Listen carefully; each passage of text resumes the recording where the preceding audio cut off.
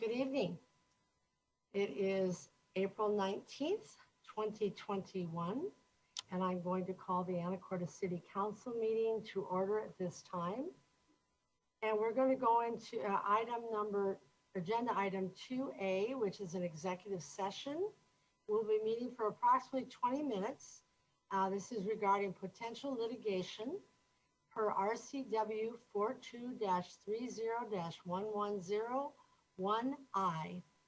And council, if you could, we'll leave this meeting. We're going to go out of our Zoom meeting. We're going to go into a Teams meeting.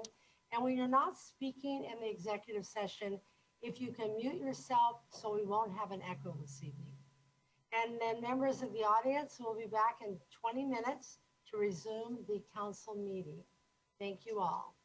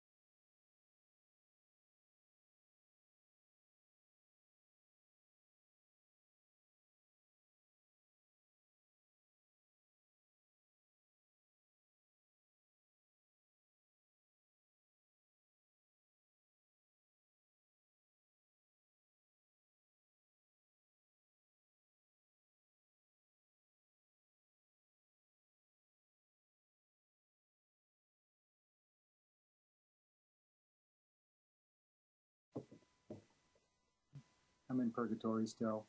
Yeah.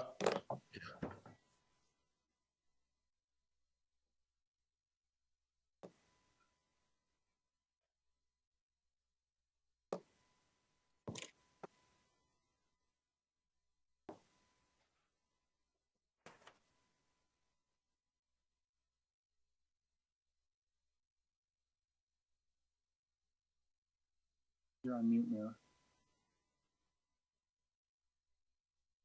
Jeremy, can you hear me? Okay. Good evening. I can hear you. Good evening. Thank you. I'm going to reconvene the Anacortes City Council meeting. We've come out of executive session. No action was taken. And at this time, Ms. Hunt, would you take the roll and we'll move on with the agenda. Mr. Carter, Here. Mr. Young, Here. Mr. Walters, Ms. Cleveland McGrath, Here. Ms. Moulton, Here. Mr. McDougall, Here. Mr. Miller. Here. Thank you. Thank you. So we'll move on to item 3 under announcements and community reports. It's my weekly COVID update. As of today, all Washingtonians 16 years and older 45 minutes. Oh, nice. Yeah. Okay. the COVID vaccine. Do you want to hear the COVID update? Bruce, we can hear you. Currently, Pfizer vaccine is the only vaccine available for 16 and 17-year-olds, and the Moderna vaccine is authorized for those 18 years and older. In Skagit County, as of Saturday, we've had 4,609 positive cases. We've had 23 new cases. We've had 67 deaths, and 288 people have been hospitalized. The Skagit County is estimating in 98221 area code, we still have between 390 and 399 cases of COVID. Island Hospital to date has tested 14,734 people, had 297 cases, and admitted 54 people to the hospital, and it had 0 deaths. To date in Skagit County, 37% of the Skagit County population has received at least one vaccine. In Washington State, we've had 378,000 cases of COVID. We've had 5,427 deaths. In the United States, we've had 31.7 million cases and 567,000 deaths. Worldwide, 141 million confirmed cases of COVID with 3.1 million deaths, and that's been reported to us by the World Health Organization. That concludes my update on COVID. Item 3B is Skagit County's Ferry Haul Out discussion, and we have a guest with us this evening. And Forrest Jones, welcome. And Forrest will give us an update on that and what's going to be going on. Yeah, hello, good evening, council members and other people. So I'm going to give you, I got a short little presentation. This is about the ferry haul out and some of the things we're trying to mitigate to relieve parking and traffic flow in the area. I'm going to share my screen, so hopefully it works.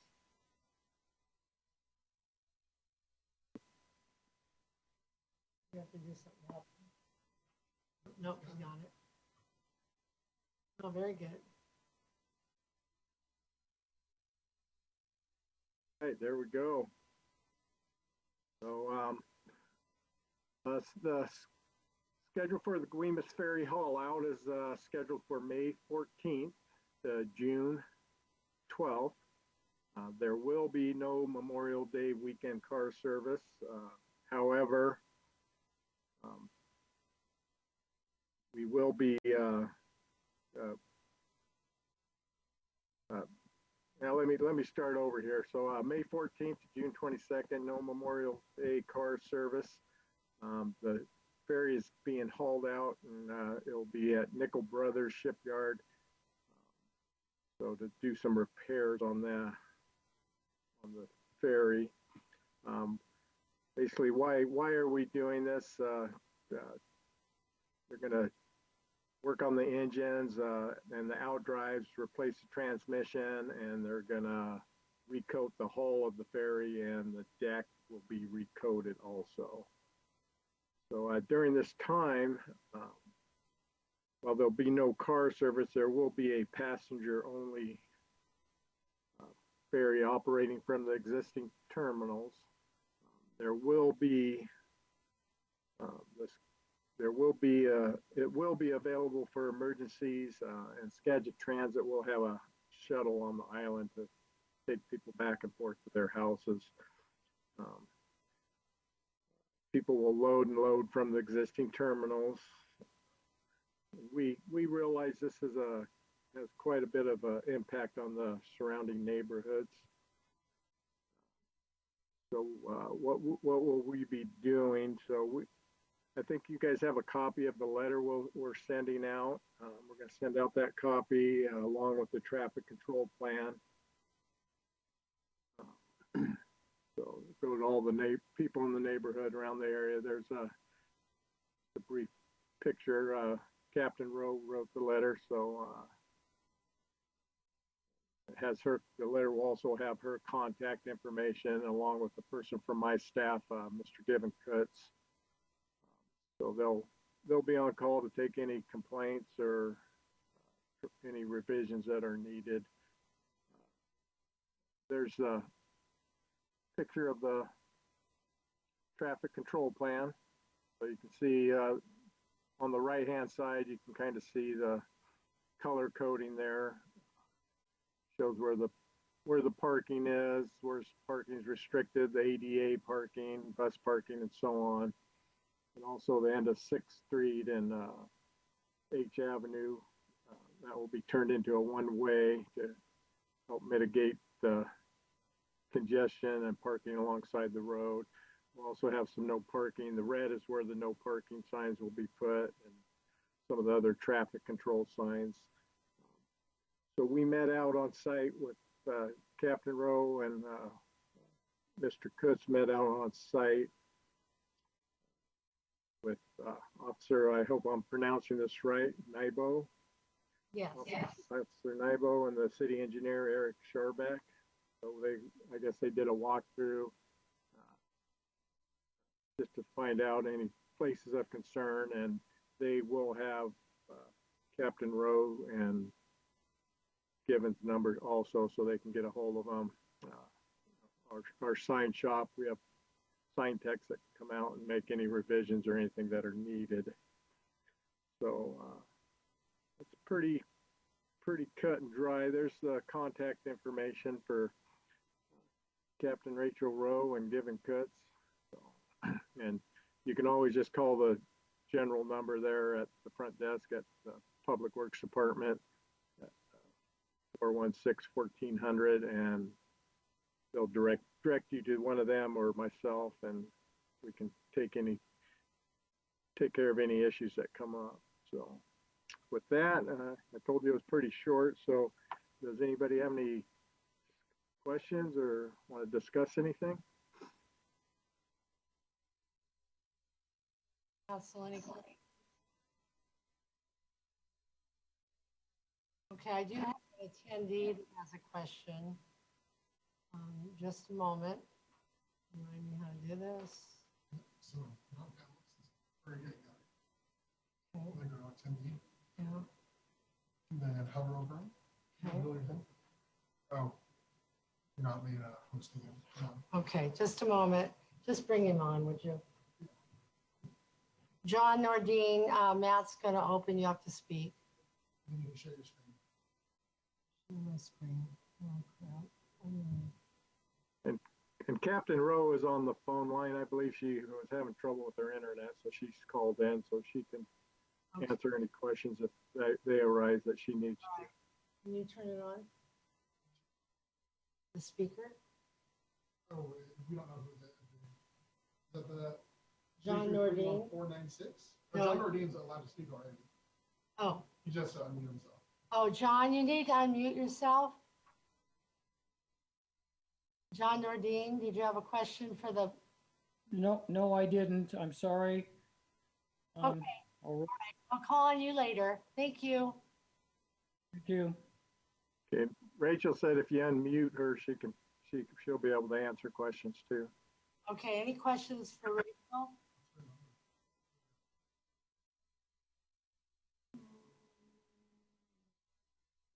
I don't, oh, it's probably, You have her raise her hand. Rachel, can you raise your hand and we'll open your mic for you?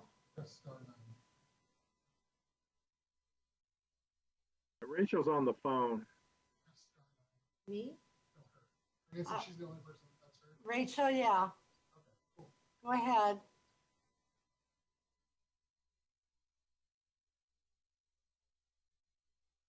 You want her to press star 9? No, now star 6 to unmute yourself. I'm sorry. No. Rachel? Rachel, press star 6 to unmute yourself if you'd like to talk. Sorry, guys. That's all Technology. right. No, Okay, I guess she can't get through, so that's all right. I think you've I'll covered. try. I'll do my best. All right, and then we have your number. We'll call you. Rachel, you there? I'm here, guys. Yeah. Okay. What would you like to share with us? Oh, I'm just available if anyone has any questions. Okay. Any questions for Rachel? All right. I guess you've answered all our questions. Thank you, Forrest. Thank you, Rachel. All right. You bet. Thank you, guys.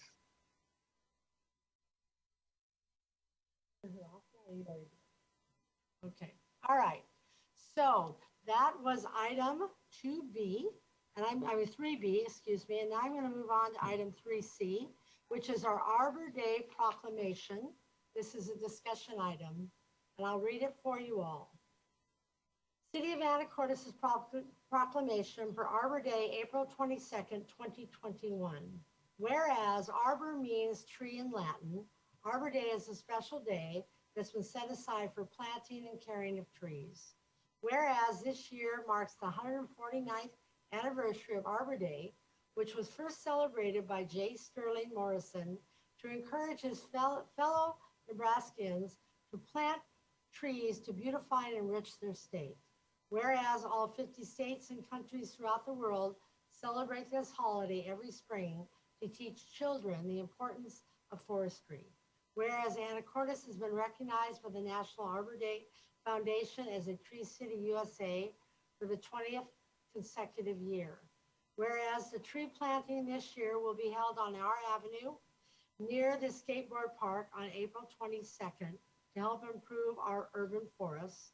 And yes, I will have children with me. And now, therefore, be resolved, it is fitting and appropriate that I, Lori Geer, Mayor of Anacortes, do hereby proclaim Thursday, April 22nd, 2021, as a celebration of our Arbor Day in Anacortes and encourage our citizens to plant trees, thus leaving a legacy for the present and future generation. Dated this day by Lori M. Geer, Mayor of Anacortes. Thank you. The next item is, is there any discussion or questions? Okay, the next item is item 3D. This is our first quarter finance update by Mr. Hoagland. Thank you, Mayor, members of the council, and members of the audience. I wanted to, since we are through the first quarter now, just wanted to share real briefly some of the high points. It'll just take a moment. And then we'll be on our way. But I thought it would be good to at least touch on a couple of things. The first couple of items here, sharing on my screen, are year-end reports that we do. So this first one is a report of our impact fee use. The first sheet here shows all three of our impact fee types: street, parks, and fire. Shows the beginning balance of that cash, what was collected, and then the use, how much was used and what that was used on. So in the streets this year, you can see we spent $752,000 on the Oaks Avenue roundabout project. And in parks, we spent about $193,000 on the cemetery expansion and Picket Pocket Park. No fire impact fees were spent in 2020. This next chart, I wanted to just touch base real quickly and show how we keep track of our impact fees. We're required to spend those impact fees within 10 years of collection, and this is how we track that and ensure that we don't keep those funds any longer than that. If we keep them over 10 years, then we're required to pay them back to the to the people who paid them. So it works kind of on a row basis. You can see this row, for example, this is within our street impact fees. The year collected is 2018. We're required to spend those by 2028, and in 2018 we collected $274,668 in impact fees. And if you just draw all the way across to this column here, this is the 2019 column. You can see we illustrate that 274,000 that we collected in this column. Looking at the current column, or the current year column of 2020, up in this section shows our beginning cash, what we collected, and then how much we spent. We spent $752,000, and you can see how we spend the oldest cash first. Using that $752,000, we spent this $32,000 first that was collected in 2015. Once that was expended, the next cash that was collected in 16, 17, 18, and so on. So you can see now what we're left with. We have $18,000 left in our impact fee cash that was collected in 2019, and the $192,000 that was collected in 2020, for a total now of $211,000 in street impact fees. So that's, if you have further questions about that, please don't hesitate to call or email me about that. The next year-end report is on our Transportation Benefit District. We illustrate here how much we've spent for the year, and this is just a running total of how much we spent in 2020. Spent about $705,000, and then we illustrate the projects down below here on the projects that we spent that money on. Scrolling down now to the set of charts that you're probably familiar with that I generally show. This is that overall chart of our multiple tax revenue streams, and we'll talk about each one of these collected or individually here in a moment. I do like this chart just to illustrate these three main revenue streams that I frequently talk about, how significant they are compared to the total. We track about $16.5 million in taxes on a monthly basis, and those three largest revenue streams of property tax, utility tax, and sales tax make up about $14.5 million of that. Sales tax, I modified this chart just a little bit.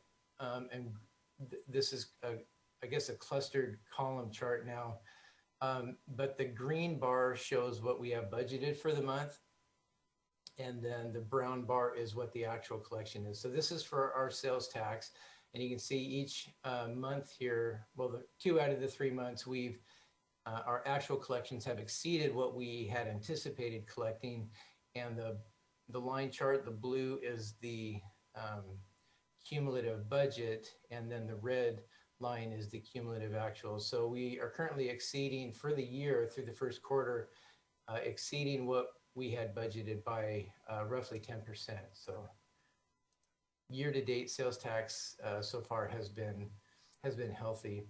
This next chart is what I've been showing this pretty frequently over the last year or so, and this is on comparing our consumption in water from the current period to the prior year. And this is just looking at first quarter 2020 versus first quarter 2021. And the far column here, you can see, compares what that difference in consumption is. And our consumption has really dropped off looking at first quarter 2020 versus first quarter 2021. We're down for the period about 20 million cubic feet, which is about 10% less than what we consumed, or what our customers consumed last year. The good news is, looking at March, there seems to be a slight increase in March of 2021 compared to the prior 2 months, which is great news. we would like to see that continue. I put up here in the verbiage at the top of the chart, based on this drop in consumption and what our current charges and utility tax rates are, that works out to nearly $400,000 in uncollected revenue in the water fund and over $26,000 in uncollected utility tax in the general fund. Mr. Hoagland, Mayor Gear? yeah, one moment, Mr. Young. Mr. Hoagland, can I comment and then Mr. Young?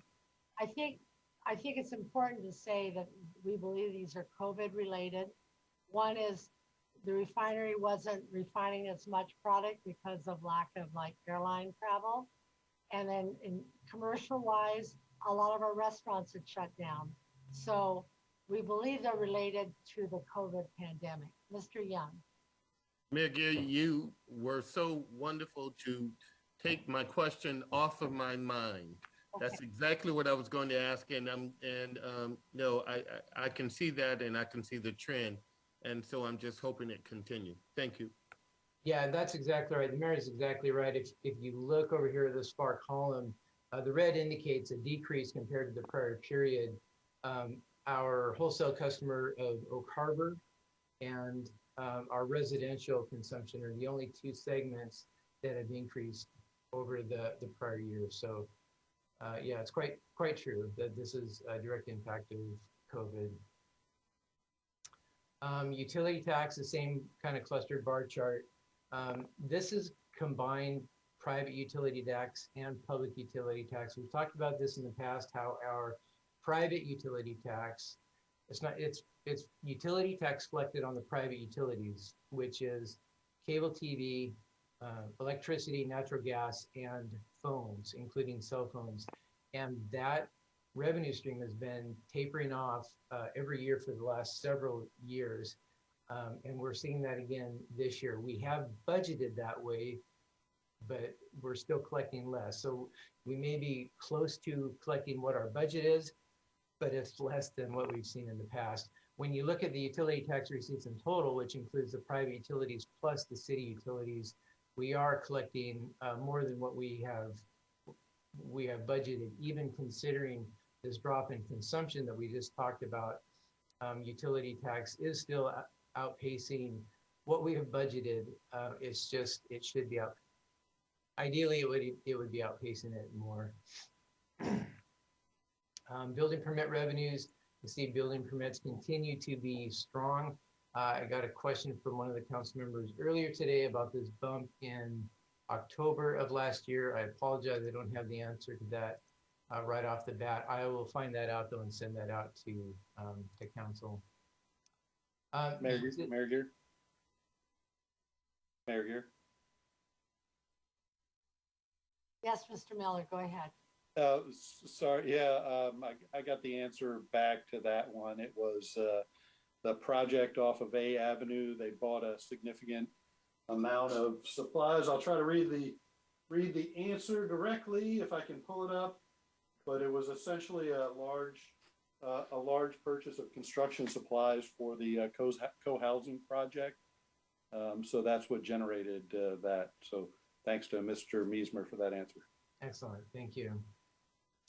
I was going to point out so the number of permits so far this year, this is just for the first 3 months, 19 building permits issued so far in 2021, which compares to what we've done the last few years. But I was going to point out this green line right here is collections over the last several years just for the first quarter, and what we're collecting, the last couple of years. This year 127, last year 156.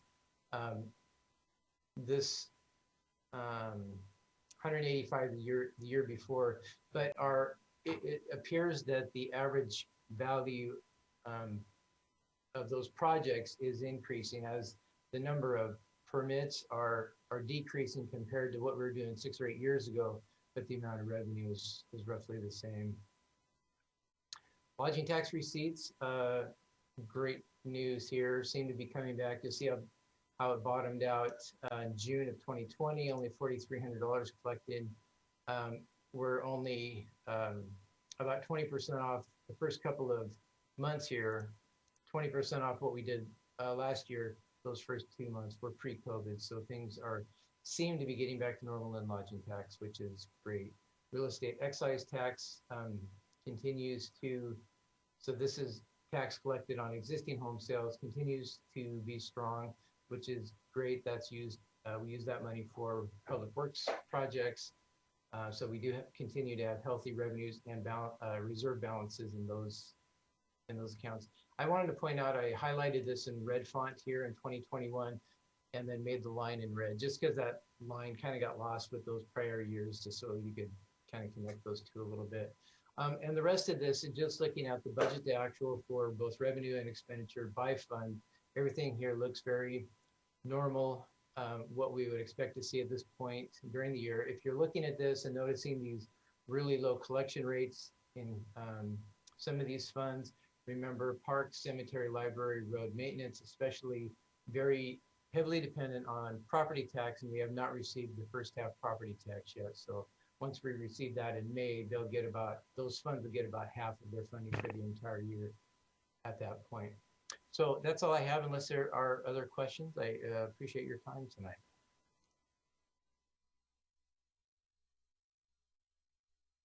Thank you, Mayor.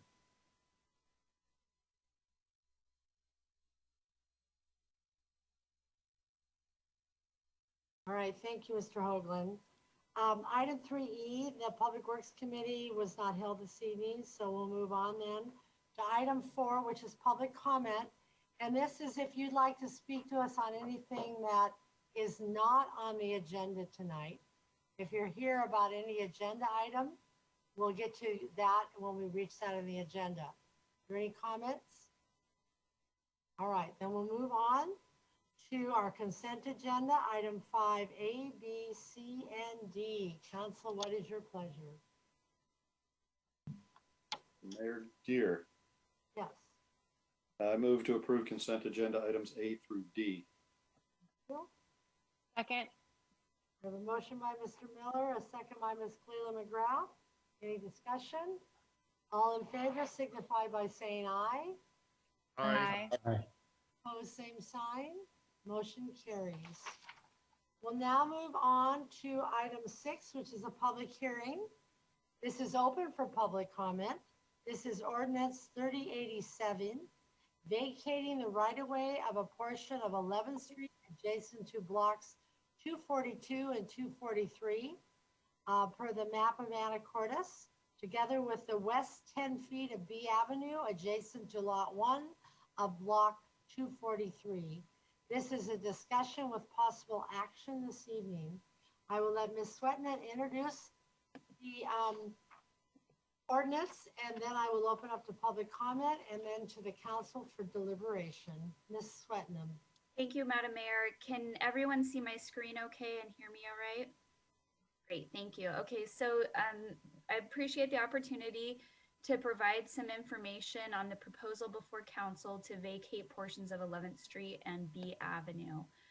To provide a timeline of events, so in December of 2020, council approved a property agreement between the city, the Winds, and the Ortmans that provided for the city to vacate 4 pieces of right-of-way in exchange for an agreement from the Winds to grant an easement for trail purposes across their property.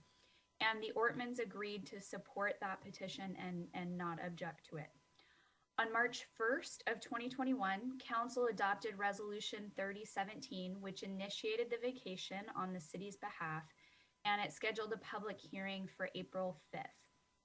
On March 31st, I received a petition that was signed by a number of neighbors in the area who asked that the city postpone the public hearing and provide some additional information. So in response to that, on April 5th, the mayor opened the public hearing, but continued that to the 19th so that there could be a public hearing tonight to fully listen to their concerns and provide information to them. So to review the terms of the 2020 property agreement, the parties were again the city, the Wynn Family Trust, by its trustees Tom and Sylvia Wynn, and several Ortman family LLCs. The key terms of the agreement were that the city would initiate a process to vacate portions of 11th Street and B Avenue. And if that petition was approved, the Wynn family agreed to convey an easement to the city along the Guimas Trail channel for trail purposes.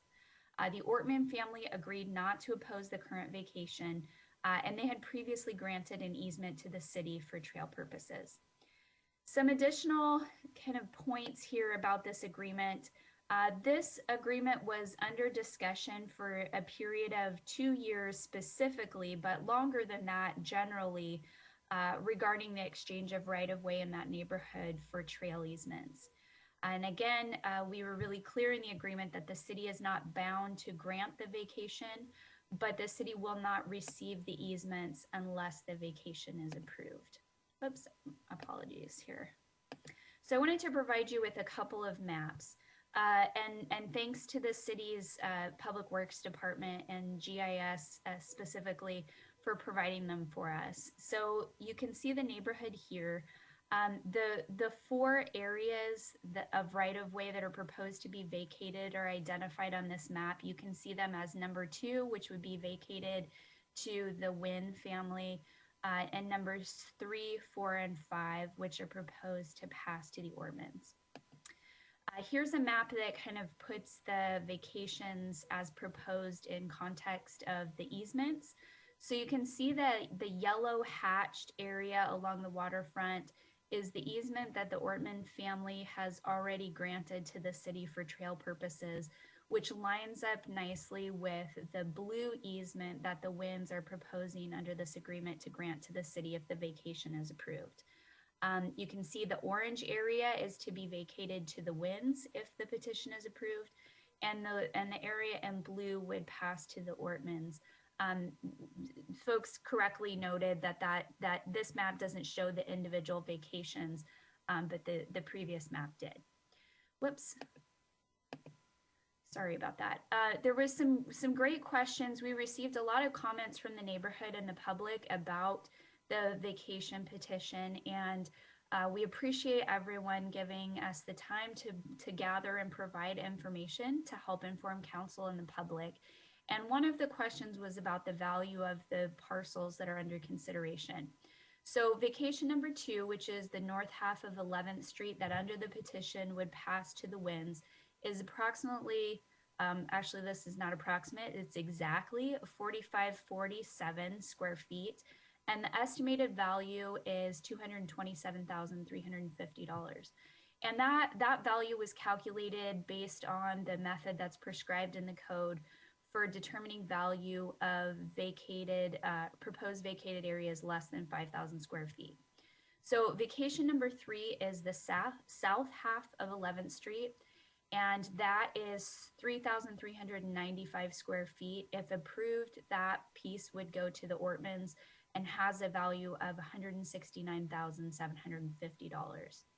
Vacation number 4 is a 10-foot strip along B Avenue, fronting 2401 11th Street, and that is approximately 700 square feet, would pass to the Ortmans and has an estimated value of $35,000. Vacation piece number 5 is it kind of is a continuation of number 4 and is a 10-foot strip along B Avenue that fronts 1114 B Avenue. That one's around 300 square feet, would pass to the Ortmans and has a value of approximately $15,000. The easement that the city would receive is around 4,000 square feet. It is an easement for trail purposes, not fee simple ownership, but the value of that area is around $200,000. Some of the questions and comments that we've received from the public are about the kind of the numbers and whether the consideration makes sense for the city. And oftentimes vacations, especially if they're initiated by the city, there isn't the requirement of exact compensation. And so really the value to the city and to the public of this proposal is obtaining that easement that runs continuously with the Ortman easement to move forward with the trail.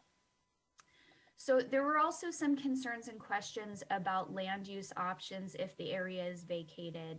And so just to address a couple of those, some folks asked about height.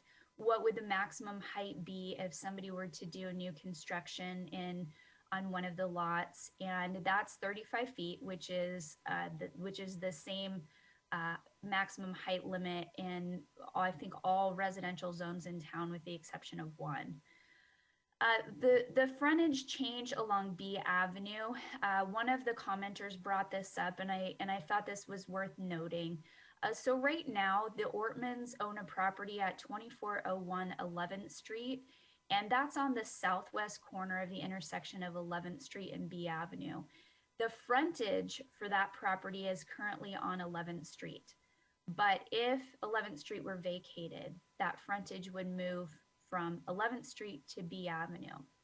And that's important because a front yard setback is 20 feet, where a side yard setback is 10 feet. So if the frontage were moved to B Avenue, the setback requirements off of B Avenue would be 20 feet rather than 10 feet in that property.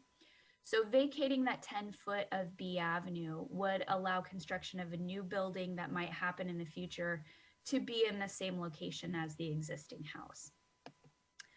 So I wanted to just remind council that the factors to consider in granting a vacation are laid out in AMC section 1250.060. The first one is whether a change of use or vacation of the street will provide a significant benefit to the public. Staff have recommended approval of this vacation because of the ability to secure an easement for the trail along the Guimas Channel, which is a process that the city's been working on for a number of years. Another factor is whether the street is neither currently required for public use nor likely to be used for public use in the future. And as we mentioned in the materials for council, the streets are pretty well built out in that neighborhood. And so there isn't a sense that the area proposed to be vacated will be needed for public use in the future. One of the concerns that was brought up is whether there will be public parking, people parking in that area trying to access the trail once it's built.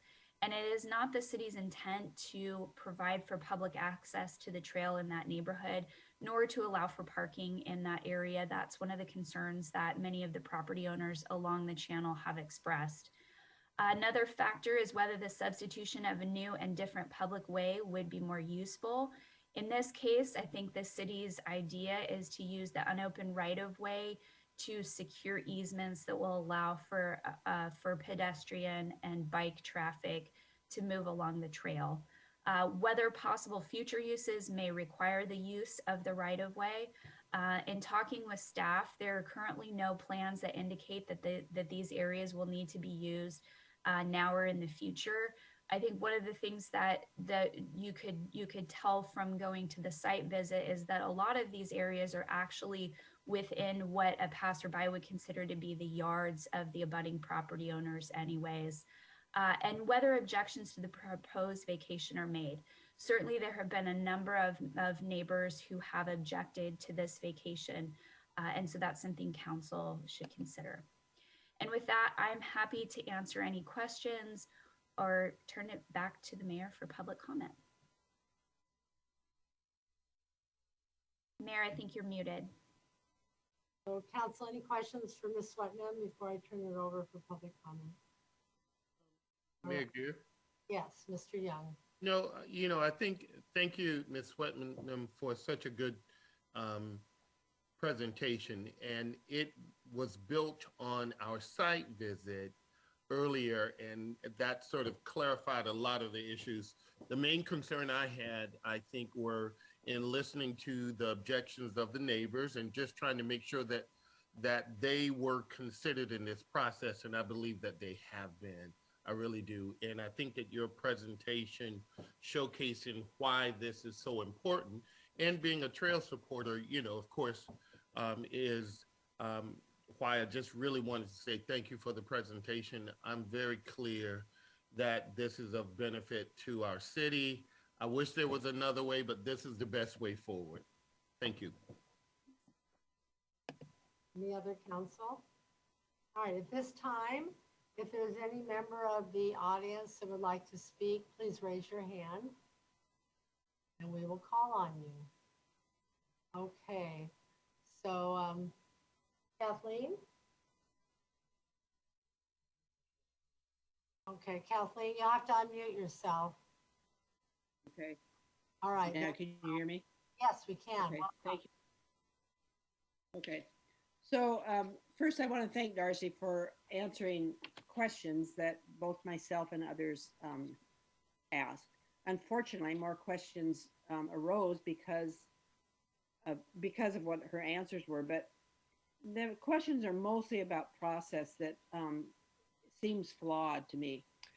In the first place, the proposed vacation is titled the Wind Vacation, and the total property being vacated is around 9,000 square feet, which according to code requires a certain set of regulations that have not been followed. Because the property is being split between two families, and each of them are receiving around, less than 5,000 square feet, the less stringent regulations are being applied here. I'm not sure that that's okay, but I could certainly be wrong on that. Secondly, from a distance, this seems to be the sequence. In 2010, the Ordinance conveyed a shoreline easement in exchange for what appears to be, on the map that accompanied that agreement, to be a vacated right-of-way on the southeast corner of their property. At some point, perhaps at that time, perhaps a couple years ago, we've heard different things. The Winds were approached about a shoreline easement, and negotiations about a proposed vacation were initiated. But it has to be noted that only owners whose property abuts the proposed vacation may challenge the vacation. And the Ortmans are the only ones who meet that criteria. So it seems like in exchange for no opposition, the city is granting the Ortmans more property, even though they are not conveying anything to the city now, and they have previously obtained land in exchange for their shoreline easement. So the city seems singularly focused on the Guimas Channel Trail, no matter the precedents that are being set with this transaction, no matter if regulations are being followed, no matter the cost, no matter the impact on the environment or the neighborhood. And so it's just my recommendation that this proposal not move forward. Thank you for allowing me to speak. Right. Who else would like to speak?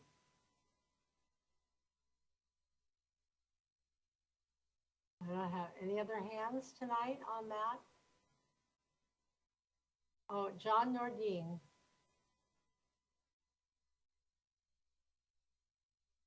John, you need to turn on your mic. You're muted.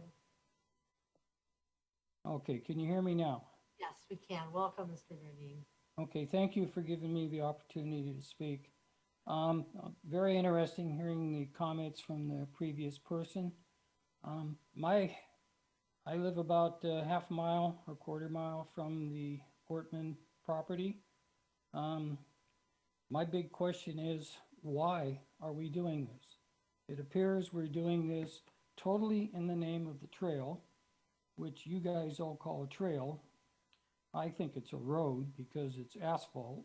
A trail wanders down the way, goes between the trees. Your road takes a bulldozer, knocks down all the trees, and then covers it with asphalt. So I wonder why we're doing this. Are we doing this just to secure more property for the trail? And I saw a figure there of the value of that easement of $200,000. So I'm a property owner that lives west of the Ortmans.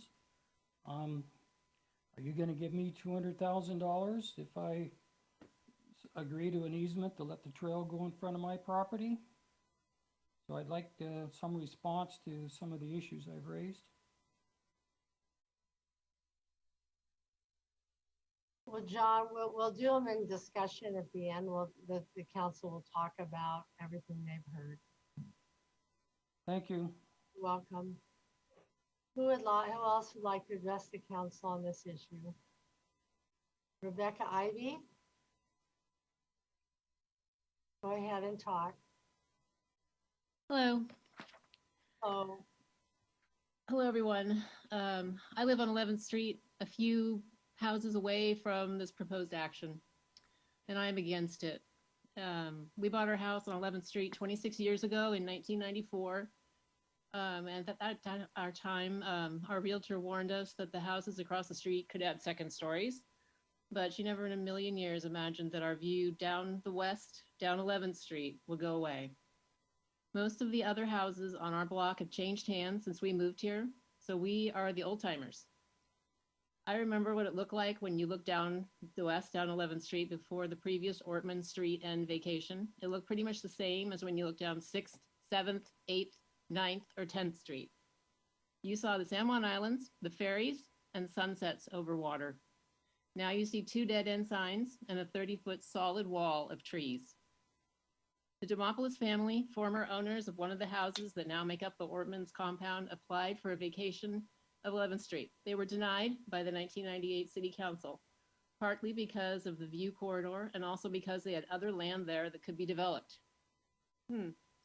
After buying the Demopoulos house and the Isaacson house and 2 houses owned by the Valentines, the Ortmans also asked for that thin triangle of land at the end of 11th Street, where 11th meets the Guimas Channel. Because this proposal was previously denied in 1998, I think people in the neighborhood thought that the idea would just go away, that the decision was no, and that would remain the policy. However, in 2009, as we've talked about, the Ortmans were granted the vacation. They wanted a fence across 11th. They built a big one. The city came and made them take it down. They put up a shorter fence and then the trees. Allowing another street vacation has the potential to ruin more neighbors' views. You're talking about young people with children, people who serve in the military, people who bought their house here based on what they took at face value to be the value of their view. The Ortmans stand to gain not only half of 11th Street, but also a 10-foot strip of B Avenue. This is community land that will be used to extend the boundary of their compound and allow them to build more. They already have 4 buildings, including a basketball gym. That part, the B Avenue part, to me is the worst part of the whole deal. I understand the sense of urgency.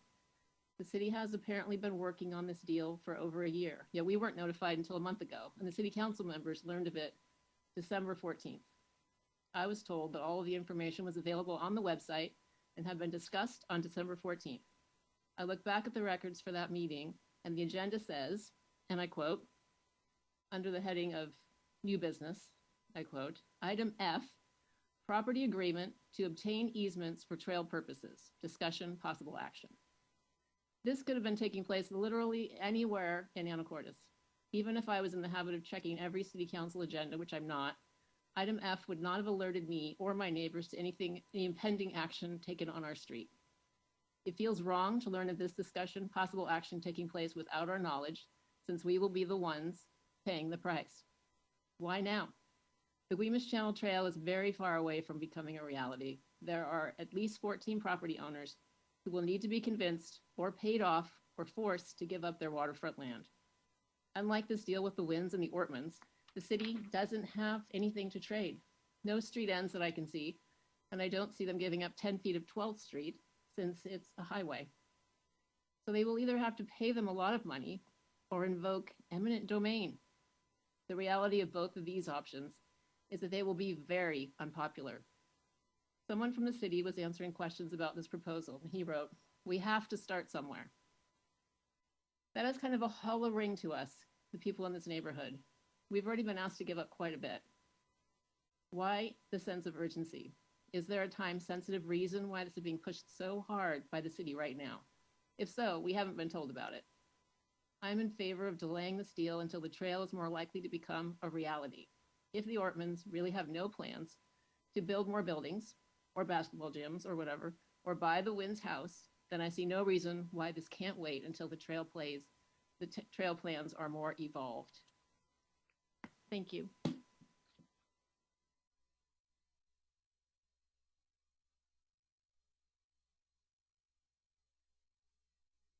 Mayor, you're muted. Thank you, Miss Ivy. Does anyone else like to address the council? Okay, council, I don't see any other hands, so I'm going to turn it back over to you for questions from Ms. Swetnam or discussion. Mayor Gear? Yes, Ms. Moulton. Thank you. Ms. Swetnam, can you talk a little bit about the square footage of the combined proposed vacation? Is this appropriate to respond to Ms. Lawrence Flanagan's question about that? Sure. Yeah. So we've considered that each of these vacations are kind of separate parcels, and neither party's piece of the vacated area exceeds the 9,000 square feet. Or I'm sorry, the 5,000 square feet. We did have the city engineer look at comps to come up with the price per square foot. And so it's not an unreasonable value.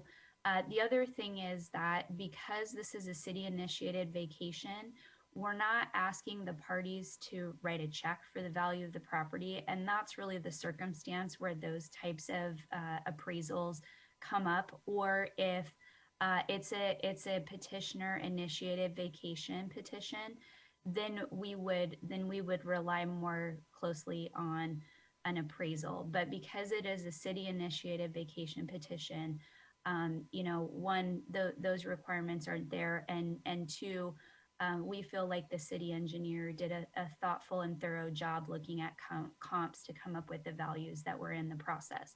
That is the only difference in process. And so it's not necessarily a shorter process to use the city engineer. It's just whether we've used city staff to do that work or whether we've hired an outside appraiser to do it. But again, compensation in this case with a city initiated vacation petition doesn't call for that. Thank you.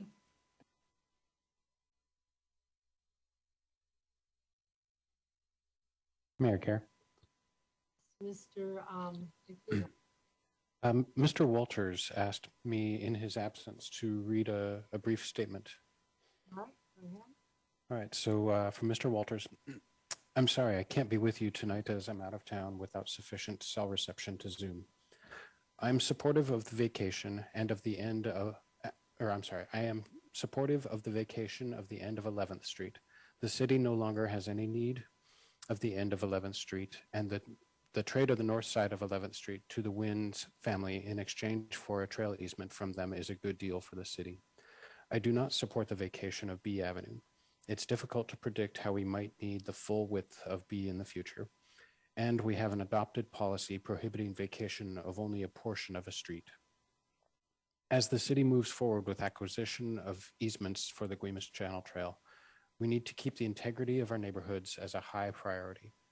The city will be presented with many proposals to give away things that may not be in the best interest of the city to give.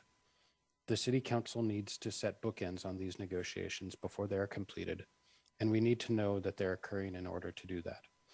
I suggest the City Council approve the vacation of 11th Street in exchange for the easement from the Wynns and for the appraised value in cash from the Ortmans, and deny the proposed vacation of B Avenue. So that's Mr. Walters' statement. Thank you. Mayor Gear? Yes, Ms. Moulton. Thank you.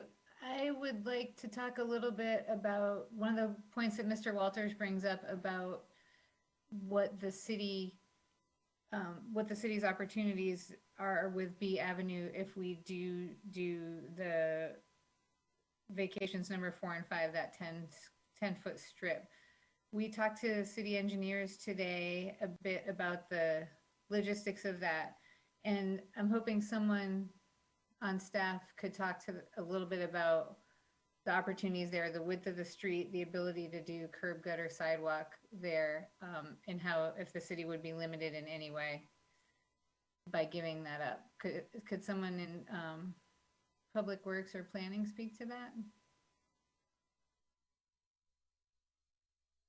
I don't know that there's anyone on the call from, Mr. Buckemeyer is.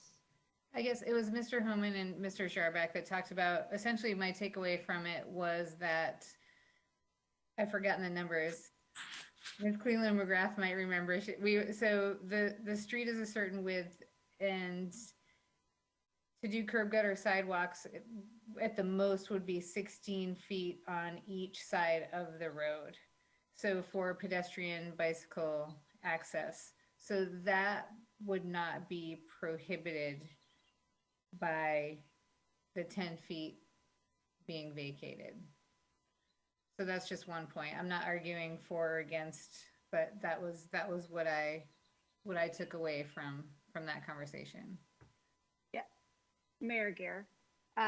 Yes. Not to interrupt you, Ms. Moulton, but I was there for that discussion, and I believe, just pacing it off, a rough estimate was that it was currently, the paved road was 24 feet wide, and that under our current code, because we've kind of narrowed down the paved road and sidewalks to kind of encourage low impact or more minimal impact, that it would, to do a full curb gutter sidewalk and the street would be bump it up to 32 square feet or 32 feet across. So then you would add, and I'm doing this off the top of my head, about 4 feet beyond either side of the currently paved road. And at least from a visual aspect of being on site, there was still an abundant amount of space to do that in the future, and still gave some buffer from what the proposed vacation for numbers 4 and 5 that are on the table right now. Thanks for helping fill that out. Mayor Gare, can I add something as well? Yes, go ahead, Ms. Whitman. Thanks, Mayor, and thanks, Councilmember Moulton, for bringing that up. That I know that was a question that was raised, and I did talk with the planning director about that question, and he indicated to me that even if the vacation was granted, there was still ample room within the right-of-way to meet the current code requirements and install curb gutter and sidewalk in that road. So.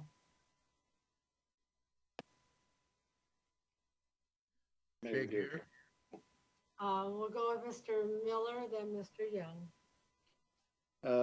Thank you, Mayor. I'm sure I've said this before. Vacations are supposed to be hard. These aren't the kind to go where you're going to Hawaii. Vacations of city property are hard no matter what the circumstances are. However, as elected officials, I think every one of us have supported the Guimas Channel Trail and are supporting the mayor's effort to try to get this trail done.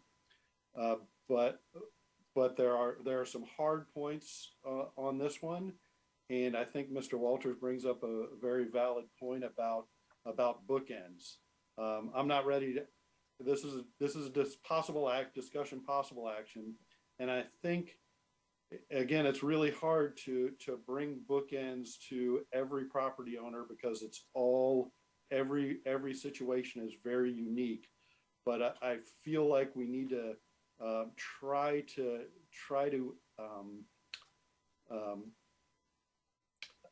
educate the community on some of those bookends that we're willing to do, like how much property, how much money, to Mr. Nordin's point, and before we jump on what I believe is the right thing. I think the staff presented a great case, Mayor. You presented a great case. This is probably the right thing to do, but I don't know if we have to answer that tonight. And maybe we can have a little more discussion about what some of those bookends are for some of the other properties and how we do that. So that's my thoughts at this point. Thank you. Go ahead. No, I just wanted to echo what Mr. Miller said as well as what Ms. Moulton said. You know, and I'm just a little curious in the note from Mr. Walters, he indicated support for the 11th Street part of the vacation, but not necessarily the B side of the vacation. Is that possible? Or, you know, I guess what I'm curious about is that my understanding is these are linked together in that process. So in the scenario provided by Mr. Walters, that's just not really on the table today. Is that correct, Ms. Swetnam? Yeah, thanks, Mr. Young. That's a good point. That's a good clarification. Today, council, it's certainly to Mr. Miller's point, if council wants to continue the public hearing to a date certain in the future, that's entirely reasonable. But at the end of this vacation petition, because of the property agreement that was entered into by the parties, council needs to either approve the vacation in its entirety or deny it in its entirety. Now that doesn't foreclose the possibility of a separate process in the future that the city could initiate to vacate just that portion of 11th Street. But there are concerns about the outcome of that if the Ortmans under the code, if they objected to that petition, the city would be prohibited from moving forward with that. So that's the concern, is that might foreclose this opportunity to secure the trail easement. And the reason I asked that question was because I really wanted that to come out to the public.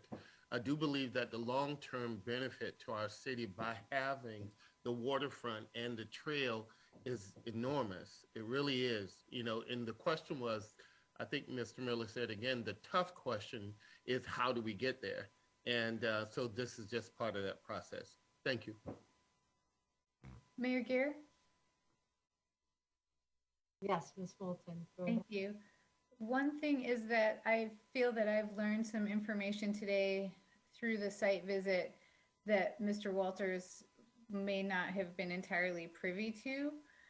And my takeaway from that is that I feel like some of the information that we've received, I would have loved if we had done a site visit earlier, perhaps, and had a little bit more of the background before we even started the public hearing, and that we had used a better opportunity to communicate this. And I'm not sure, I know there's a lot of parts to it, but I do feel I would have benefited, and others would have benefited also, from having some more information earlier than today or even last week.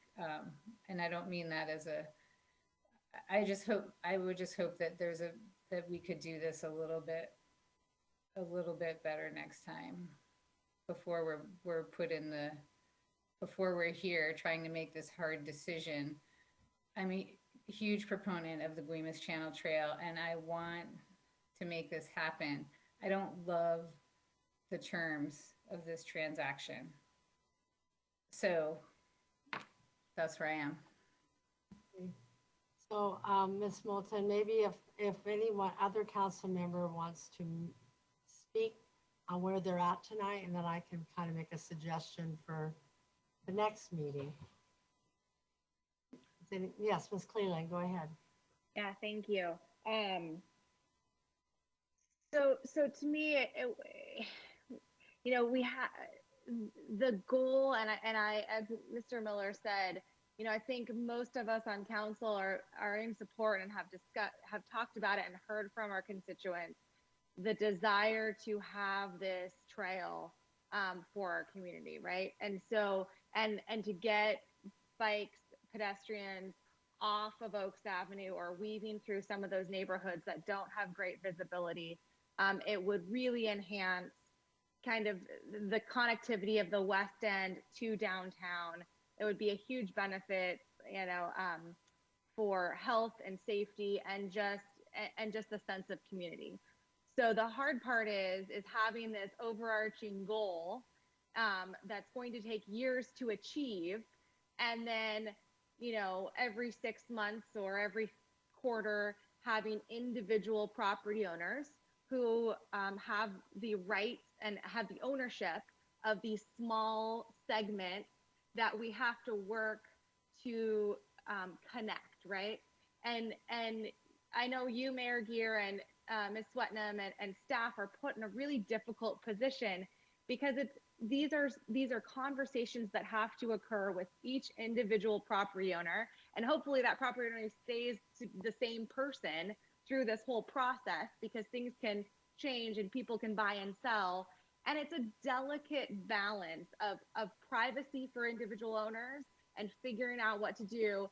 But then when this package is wrapped up and you've created a relationship and you've worked on trying to figure out what makes the most sense incrementally, then we bring it to council and we bring it to the public, as it should, and it should have public comment, and the community should be able to have an understanding of the terms.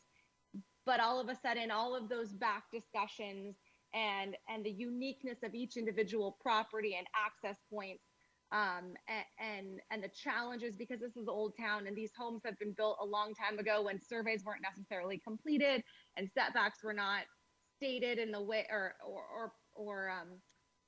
followed in the way they are now, it gets really challenging. So I just want to acknowledge that element, and we have to keep in sight that end goal, that we want to have this trail because it does have public benefit to everyone in the community, and it will really enhance what we have. And we all know how well used the Tommy Thompson Trail is, and the Washington Park Trail is, and so we need to have this happen. And so I want to say that's something that I think we need to focus on.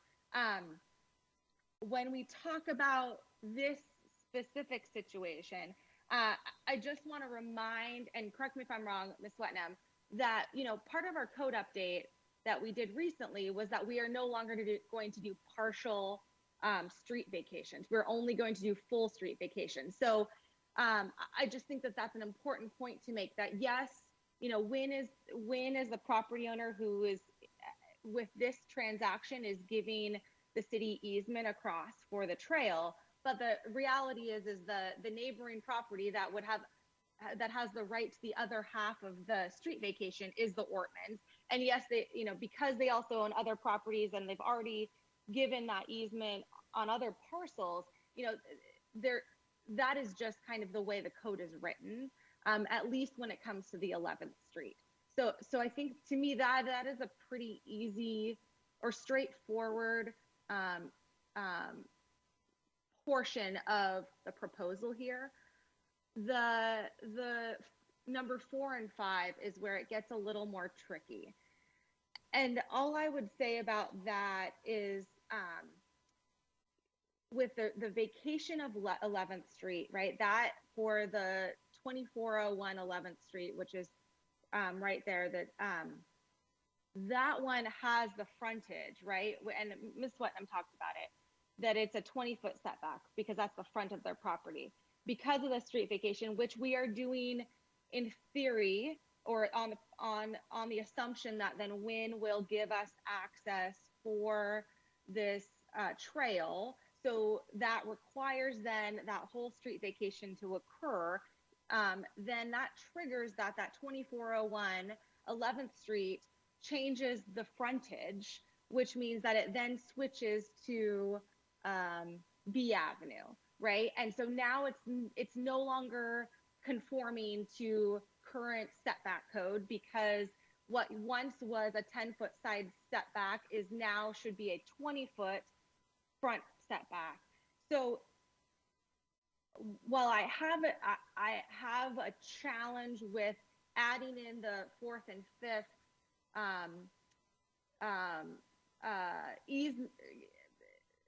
allowing the Ortmans to have it, I understand that functionally it's kind of a domino effect, right? To make it to correct a change and kind of keep everything in conforming. I can understand how that request kind of came to fruition and why it's in front of us right now. So I just kind of want to say that. My challenge, and I would probably go with council that I'm not necessarily ready to make a decision right now at this meeting, but I would say that we really need to think about precedent when it comes to staff and mayor working with other property owners and trying to find an agreement so that we can continue to advance our end goal of getting the Guimas Trail completely connected. So that's my long-winded version of what I wanted to get out on the table, and hopefully other people have thoughts on it. But that's kind of where I'm at right now. So thank you. Thank you, Ms. Cleveland. Does anyone else like to address this evening? Okay, well, yes, go ahead. No, I just wanted to say that it is a difficult decision. And I recognize all of the sentiments by not only the neighbors, but the concerns that are there. And yet, at the same time, the greatest benefit to the citizenry is the trail. Now, how we get there is a whole nother thing.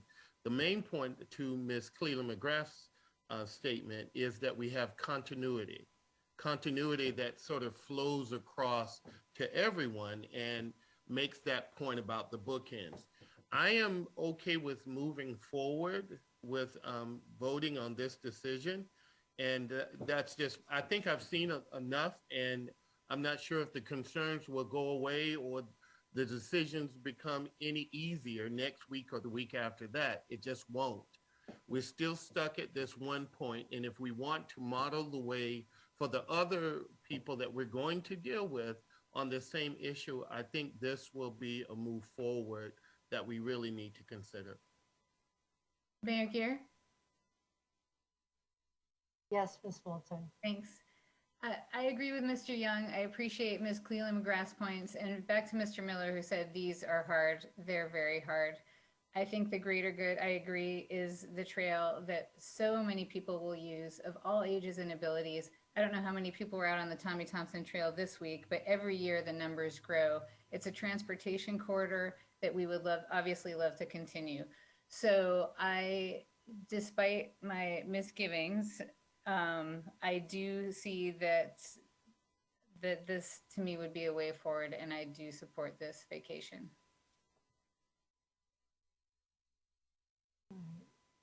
Does anyone else want to speak to this tonight? All right. So I think the majority would probably like to have another meeting. It looks like we're getting close. I've heard we want some bookends. I think that's a good conversation to have before we take any final action. And it'd be nice to have Mr. Walters with us this evening. So I would suggest that we move it ahead a couple weeks, 2 or 3 weeks, Darcy, bring it back, see if we can frame the conversation, get a few other questions answered to Mr. Miller and Mr. Nordine's point. So that's my recommendation at this time. Madam Mayor, if I may. Yes, go ahead, Ms. Swetnam. Procedurally, I'd recommend that we continue the public hearing, leave it open.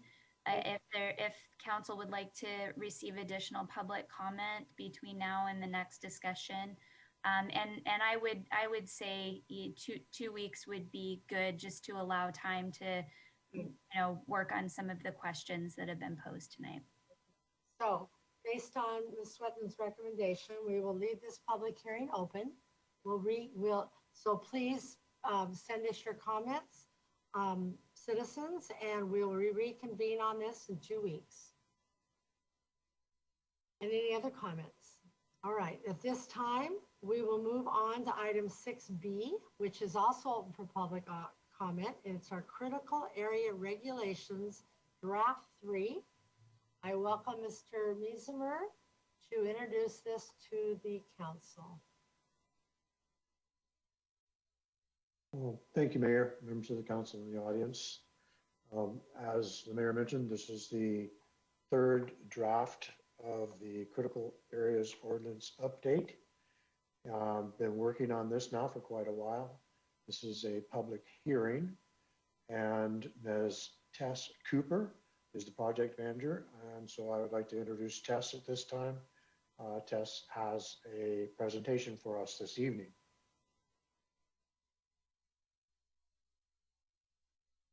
Thank you, Mr. Meisner, Mayor Gear, and City Council.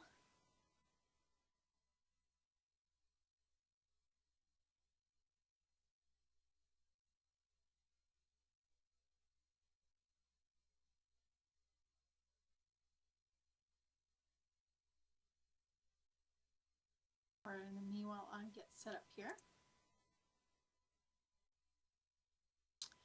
Okay, so this evening we're going to discuss draft 3 of the critical area ordinance and take public comment. I'm going to briefly review project history, talk about the next steps as staff proposes them, quickly outline the administration of the critical area ordinance so we have an understanding of what it is and what it means. Overview the changes made to date, demonstrate the new maps, and we can have discussion and questions on draft 3 changes from City Council, open up public hearing and take public testimony, and then conclude with final thoughts from City Council.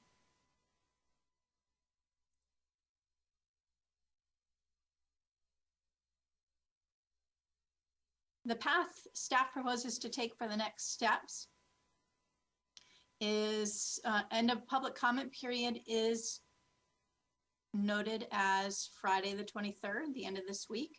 We left public comment period open after the hearing and tonight's meeting so that those folks who aren't comfortable speaking in public or want to respond to the discussion have time to do so. So public comments until Friday. Given that we've had quite a bit of business this evening, we have left time to continue public hearing and continue to take public testimony next Monday night if it's needed. We would adjust the public comment period if needed. Then staff proposes on May 3rd to come back, compile after we've compiled all of the public comments and had time to review them and respond to them. As requested by City Council, we're also going to go over a few case study examples to see how implementation of these regulations and buffers and projects would work, and then collect City Council's final edits based on the examples and the public comments. And then finally, come back on a date to be determined to review all of the final edits and associated documents for other sections of the code that are related to, and then hopefully make a final decision.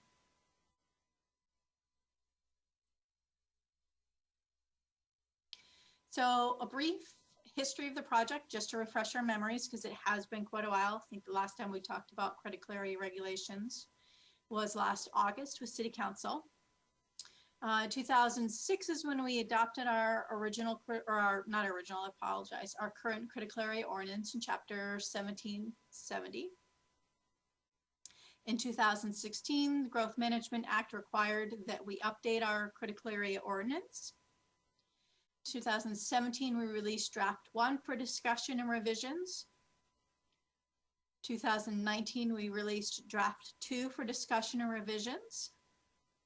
In 2020, Planning Commission made a recommendation and City Council reviewed the draft and recommendations and had a workshop. And the result of all of that work is now released in draft 3 in 2021.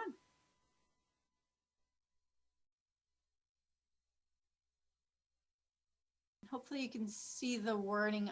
It's a little bit blurry, but this is really just a quick visual overview of what we're talking about. So Planning and Community Development Department is a department of the City of Anacortes. Our job is to approve permits for building, land use actions, and clearing and grading activities. We also write and update city ordinances that guide this development and permitting process.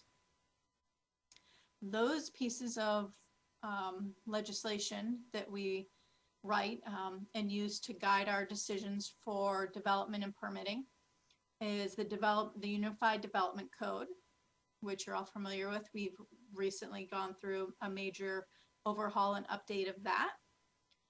We have the Shoreline Master Program that regulates the permitting process and developments within shoreline environment. We're currently in the process of updating that.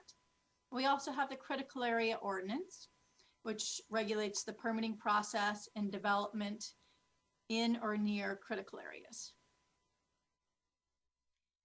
The proposed Critical Area Ordinance update then describes two permit types under that, which is permitted alteration permits and variance permits. Outside of this development process is important for us to specify in the code two activities that we determine are not development, they're not building, and they're not alteration of critical areas, and therefore they're not regulated by this department or these regulations.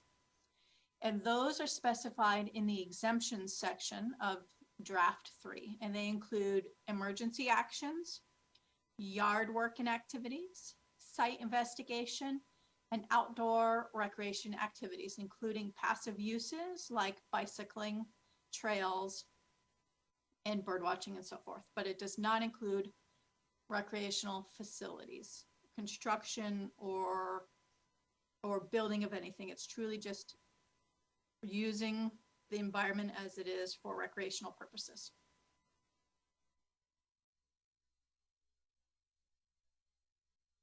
If you have a project action that does fall under regulation and permitting requirements from our department, planning, then we determine if your project, your property is in or near one of the critical areas: wetlands, fish and wildlife habitat conservation areas, geologically hazardous areas, critical aquifer recharge areas, or flood hazard zones.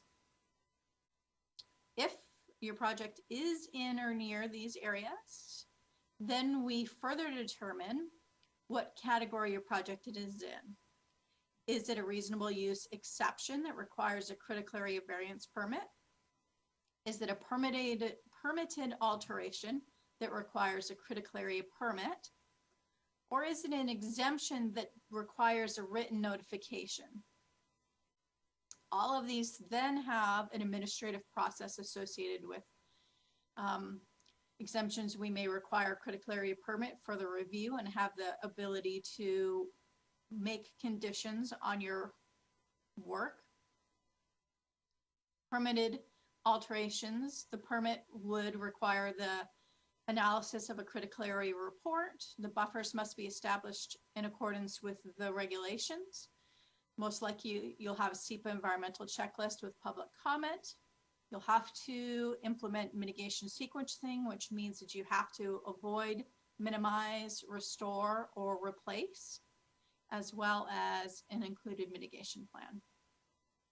You can see variances are a very detailed approval process. It requires critical area reports. Buffers must be established according to the regulations. SEPA public comment period. They also must demonstrate the reasonable use doctrine. Also, variance criteria must be met. They have to implement the mitigation sequencing as well as implement a mitigation plan. So this is just a quick visualization of really the outcome of what we're talking about here.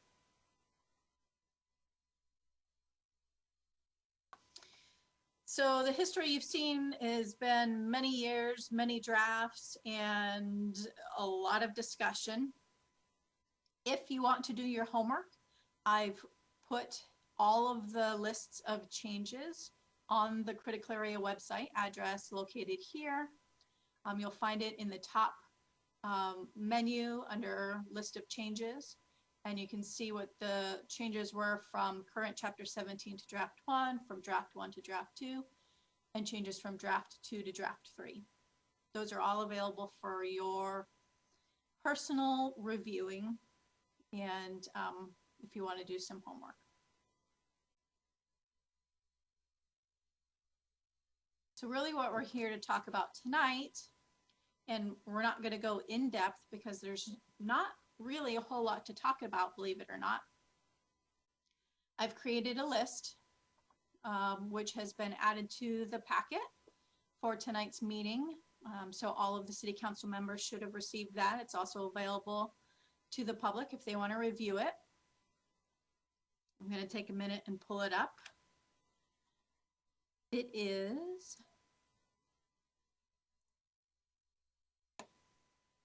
just a summary of additional changes made to draft 3. So we have all of the Planning Commission recommended changes, which is a previous list. It's also available on the website. Then what this list did was I went back and rewatched all 3 city council discussions reviewing the draft document. I've listed all of the items that were mentioned, questioned, or discussed. You can see Planning Commission ones are included here because I wanted to document that the Planning Commission recommendation was supported by City Council when it was. So you can see that here.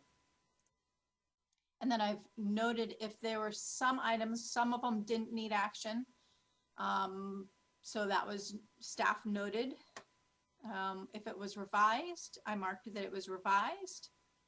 And then if there were changes that weren't to the draft itself, and those changes have been enacted, they've marked complete, like asking Ms. Swetnam to discuss regulatory takings and reasonable use variances. That was a question and concern from the City Council, and we completed that task in the next meeting, as well as doing updating maps and making them available to the public. So there's quite a list of those. Additionally, 3 people submitted very detailed recommendations of changes to the document. Those have been captured here. These were above and beyond discussion with City Council or the Planning Commission recommendation. So some of those are listed here. Some of those also were recognized by staff, initiated by staff, and they've been marked as changed. Some of those are listed here. I've attached the list of those, most of those here for your review as well, instead of adding them to the table. And then through all of the review of the document, the changes to the draft, the discussions with City Council, staff identified that there were still a few issues. There was some, for some reason, some wording got deleted when we were changing formatting, or somehow it got omitted. So we recognized that and it needs to be put back in. There was some discussion with City Council that got missed in this draft change, so we've noted that it needs to be put in. And staff realized that the S really meant significant, and so we need to put that back. But you can see there's very few. So I'll allow you to review that. What I'm going to do is share with you a really quick summary of what all of those were. So the main changes were, of course, implementing Planning Commission recommendations. There was also many changes to code references. The numbering needed to be fixed. There was also changing to formatting, grammar, and punctuation.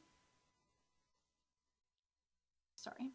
There was also changes that really equated to wordsmithing to improve the intent and clarity of that statement without changing the implication. So there really was no functional changes. It was just making it more easily understood.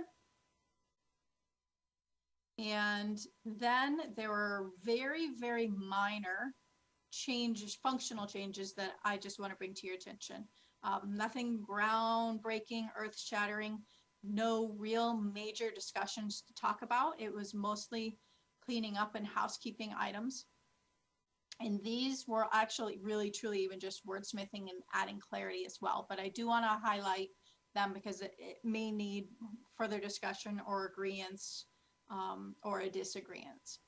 The first of which we had a discussion of what normal versus necessary appurtenances were for the single family residence permitted alteration allowance. And staff added language.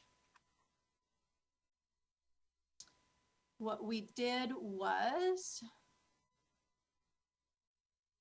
look at what our shoreline master program allowances and language was, and we've just mirrored and mimicked that. So single family residences designed for occupancy of one family include structures and developments and contiguous ownership, which are normal appurtenances. Those include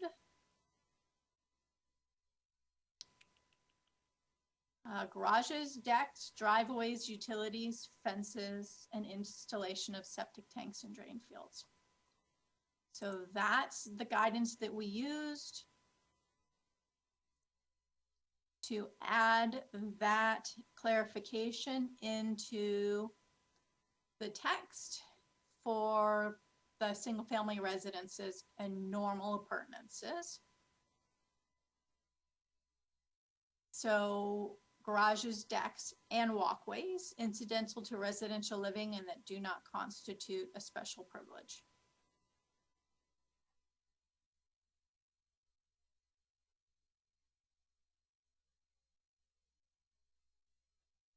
Additionally, because we are in the middle of updating the Shoreline Master Program and there will be some administrative changes on how they work together, staff added integration language into the document for coordinating with the Shoreline Master Program. It's technically a functional change, but it'll change the permit process in shoreline jurisdiction, but it won't change the majority of the buffer and other functions of the critical area ordinance. Additionally, after reviewing a few potential and future projects and current projects, it became clear that there was kind of a gap, and staff added a clarification to trail maintenance that included relocating a trail further away from the critical area as normal maintenance and repair. The instance really in this is that where a portion of a trail gets damaged because of its proximity to wetlands or streams, it gets eroded away or filled with mud, unusable, unpassable. The options are to repair and maintain it in its exact same footprint under the repair and maintenance clause. But the question is, what's the longevity of that trail in the future? How much maintenance is that going to require?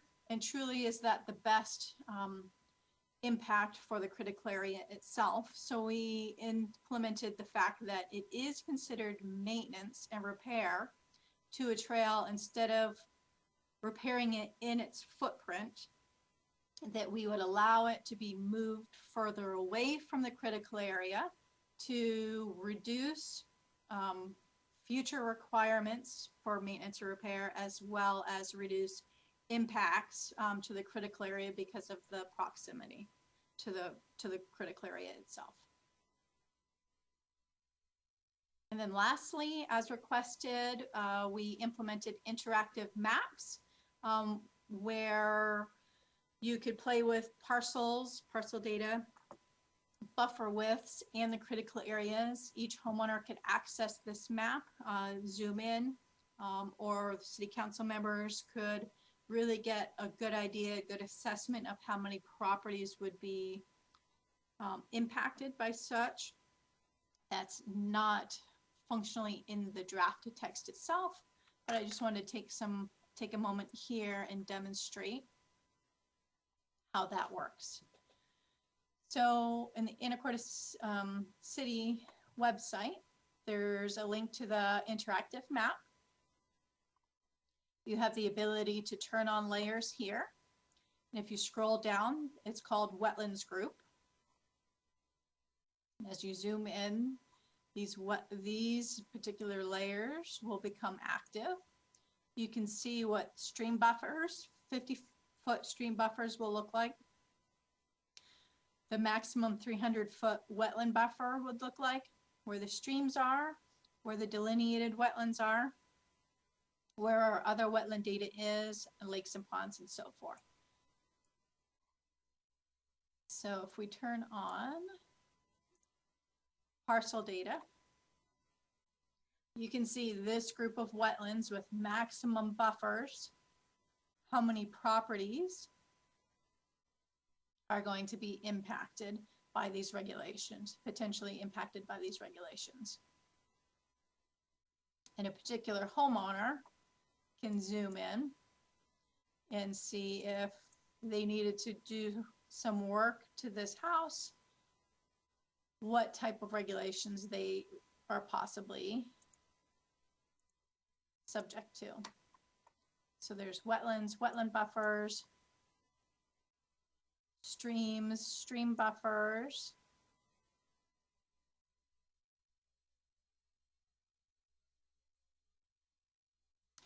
wetlands and stream buffers.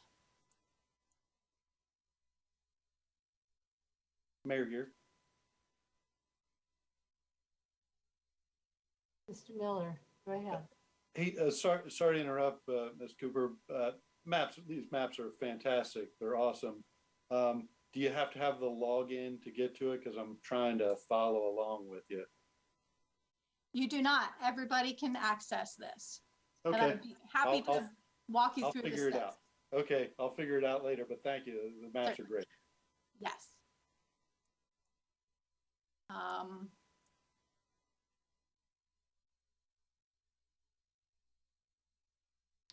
Yeah, so that's an overview of how that works. I just wanted to point that out.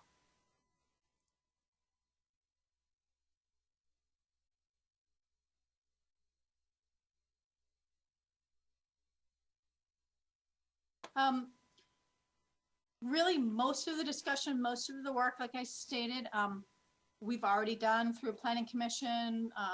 We already spent a lot of time going over with City Council in our past meetings.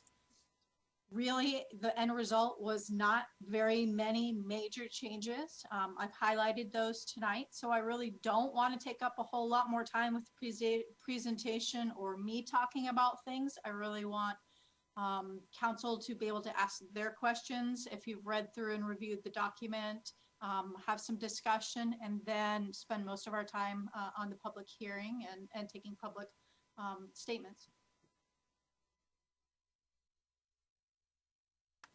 Council, do you have comments or questions for Ms. Cooper before we go into the public hearing portion?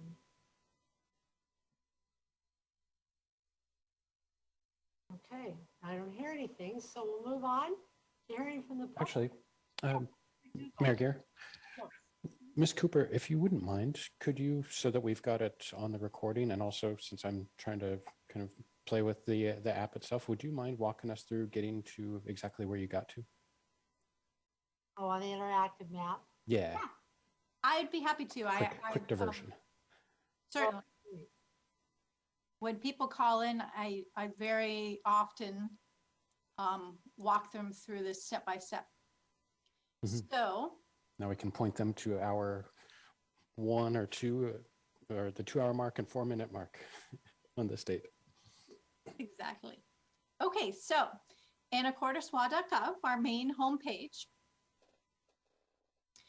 And there might be easier, quicker ways to do this, but this is the way I found. If you hover above your government.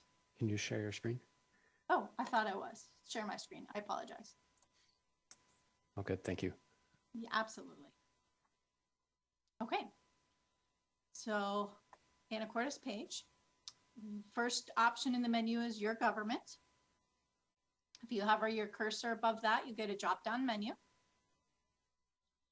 In the third column of that drop-down menu, under Documents, you'll find GIS Mapping. When you click on GIS Mapping, it takes you to our nice maps and information page. In the left-hand column, there's click here for interactive GIS maps.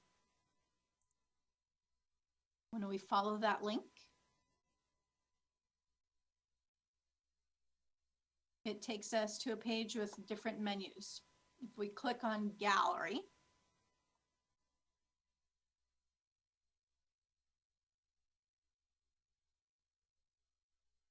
you'll see how many wonderful different titled maps and data is available for the public. It's an incredible selection inventory that Rob's put together for us. But what you want to go to here is the very first one, Anacortes Interactive Map.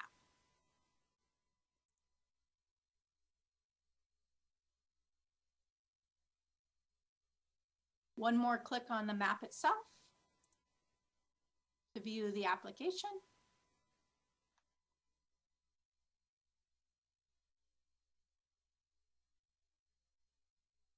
And the map comes up. You can put in your address, put in your parcel number, search your neighbors. If you want to zoom in and find a particular place, you use this search box here. Otherwise, you have print option. The layers option is the one that that you'll need to use to get all of the fun information.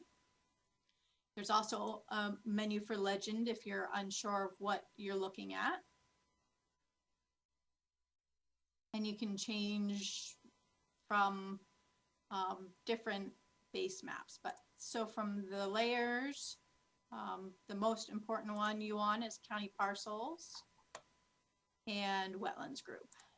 And these all have drop downs. So when you click on the arrow next to it, it tells you all the different ones that are in there.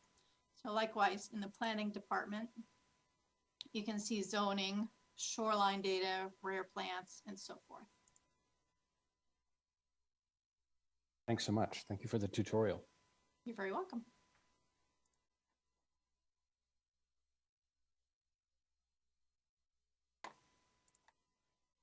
Mayor Gear. Mr. Miller, go ahead. And just one more question, since that was such a great tutorial. The buffers that are shown on this map are the proposed in draft 3. Is that what you've put into the system? We've only put in the maximum buffer, the 300 foot. Got it. So yeah, it's possible that you will not, that your buffer will be smaller than that and you won't fall into the requirements, but we wanted to capture any possible. But as written in our current draft, that's what we've got in here, Max. Perfect. Thank you. Yes. Great work. Thank you.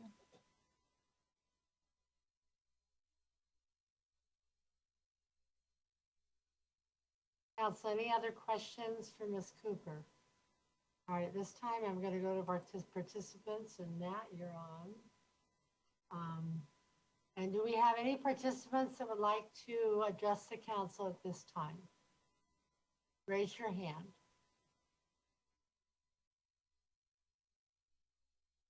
Okay, all right, first of all, I have Mr. Glade, and then I have Andrea Dahl. Go ahead, Tom. Welcome. Good evening, Mayor Gear and City Council. I'm going to read some comments from Ross Barnes I found especially pertinent. Much of the original local natural environment has been lost to development, and certain high quality and locally unique wetlands and habitats have a special function and importance to our local environment and natural ecology that transcend the one-size-fits-all state and national standards that are contained in the state model ordinance, which cannot recognize or adequately protect these unique local environmental assets. Nearly 20 years ago, the Anacortes community identified certain local critical areas as requiring special recognition and protection. Following appropriate review and approval, these wetlands and wildlife and riparian habitat areas were incorporated into the 2005 CAO as wetlands and habitats of special and local regional significance with special management criteria compatible with general protection standards. Gone are the Category 1 wetlands of exceptional local and regional significance nominated by our community. Gone are the Category 2 wetlands of local significance and nominated by the community. For example, the Copper Pond wetlands, which are bisected by Anacortes Road. Gone are the 15 specifically named streams nominated and named by the community. Gone is the general description and justification for designating the whole of the ACFL as the fish and wildlife critical areas. Ecology's wetland guidance for CA updates makes no recommendations against incorporation of local knowledge, information, values, and interests into a local CAO. It does specifically recognize the importance of locally appropriate standards. So in conclusion, the new CAO sterilizes our existing CAO and removes all references to the city's natural wonders. So in the future, A town may be interpreted to stand for Any Town USA. Thank you for the time tonight.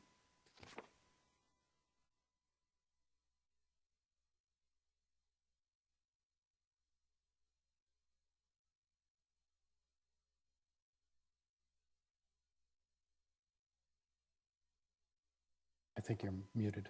Okay, thank you. Andrea, you will speak next.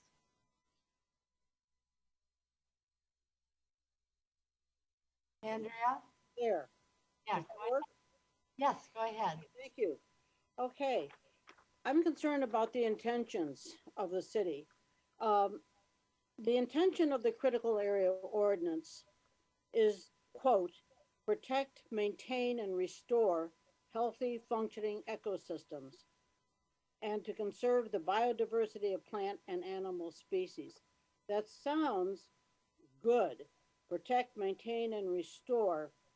But is it really that strong? The draft ordinance offers developers this assurance, and I quote again from draft 3. It is not the intent of the chapter to make a parcel of property unusable by denying its owner reasonable economic use of the property. So my question is, and I think many, does the ordinance offer equal protection for habitat as it does for property rights? Throughout the CAO draft, there are assurances and reassurances. One can skirt environmental restrictions many ways through the use of variances, mitigation, and loopholes. I'll give you just a couple examples. And one Tess actually just referred to. If the wetlands are on part of a property, the homeowner can encroach on that wetland if it's necessary to add to their residence. For example, patio, a garage, so forth, and it's called the normal appurtenance. If a property has extensive wetlands and streams, the developer may build a road through it or relocate a stream in it, relocate it to access a proposed development. Or a wetland may be filled in for development if a new wetland through mitigation is created. And that is called no net loss. Well, we all know as we drive through Anacortes that people are coming. You can see development everywhere. It is critical that what we love be protected, not degraded and then later compromised. So I'm asking, what is the city council's position? Is it in defense, sort of a defense of the environment that we have to do? Or are you actually looking into the future and taking bold steps? Are we increasing and not decreasing wetland buffers? Now, I see that we have inventoried wetlands to the map that we just looked at now, but of course that does not show the actual boundaries or the actual buffers. It's what we would like to have, but it's not what it's actually could turn out to be. So at the end, the question is, with this CAO, are we inviting loss or are we getting gain? So I would urge you, all the city council members, our leaders, to decide what your position is, your intent. Is it going to be a compromise or will there be a bold leadership for the future? Thank you.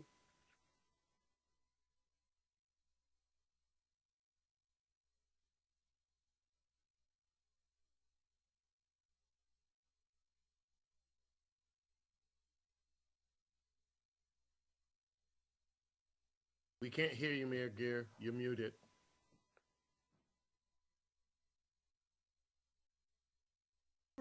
I couldn't get, hello, Marlene?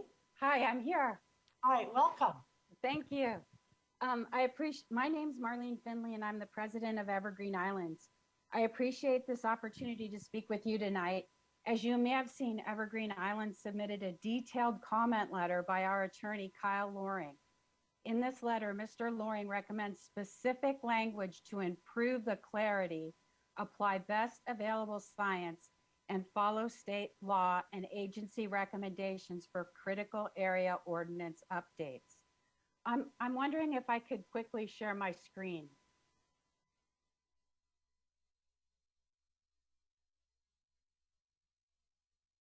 Here's an example I wanted to show you of what we submitted by Kyle Loring.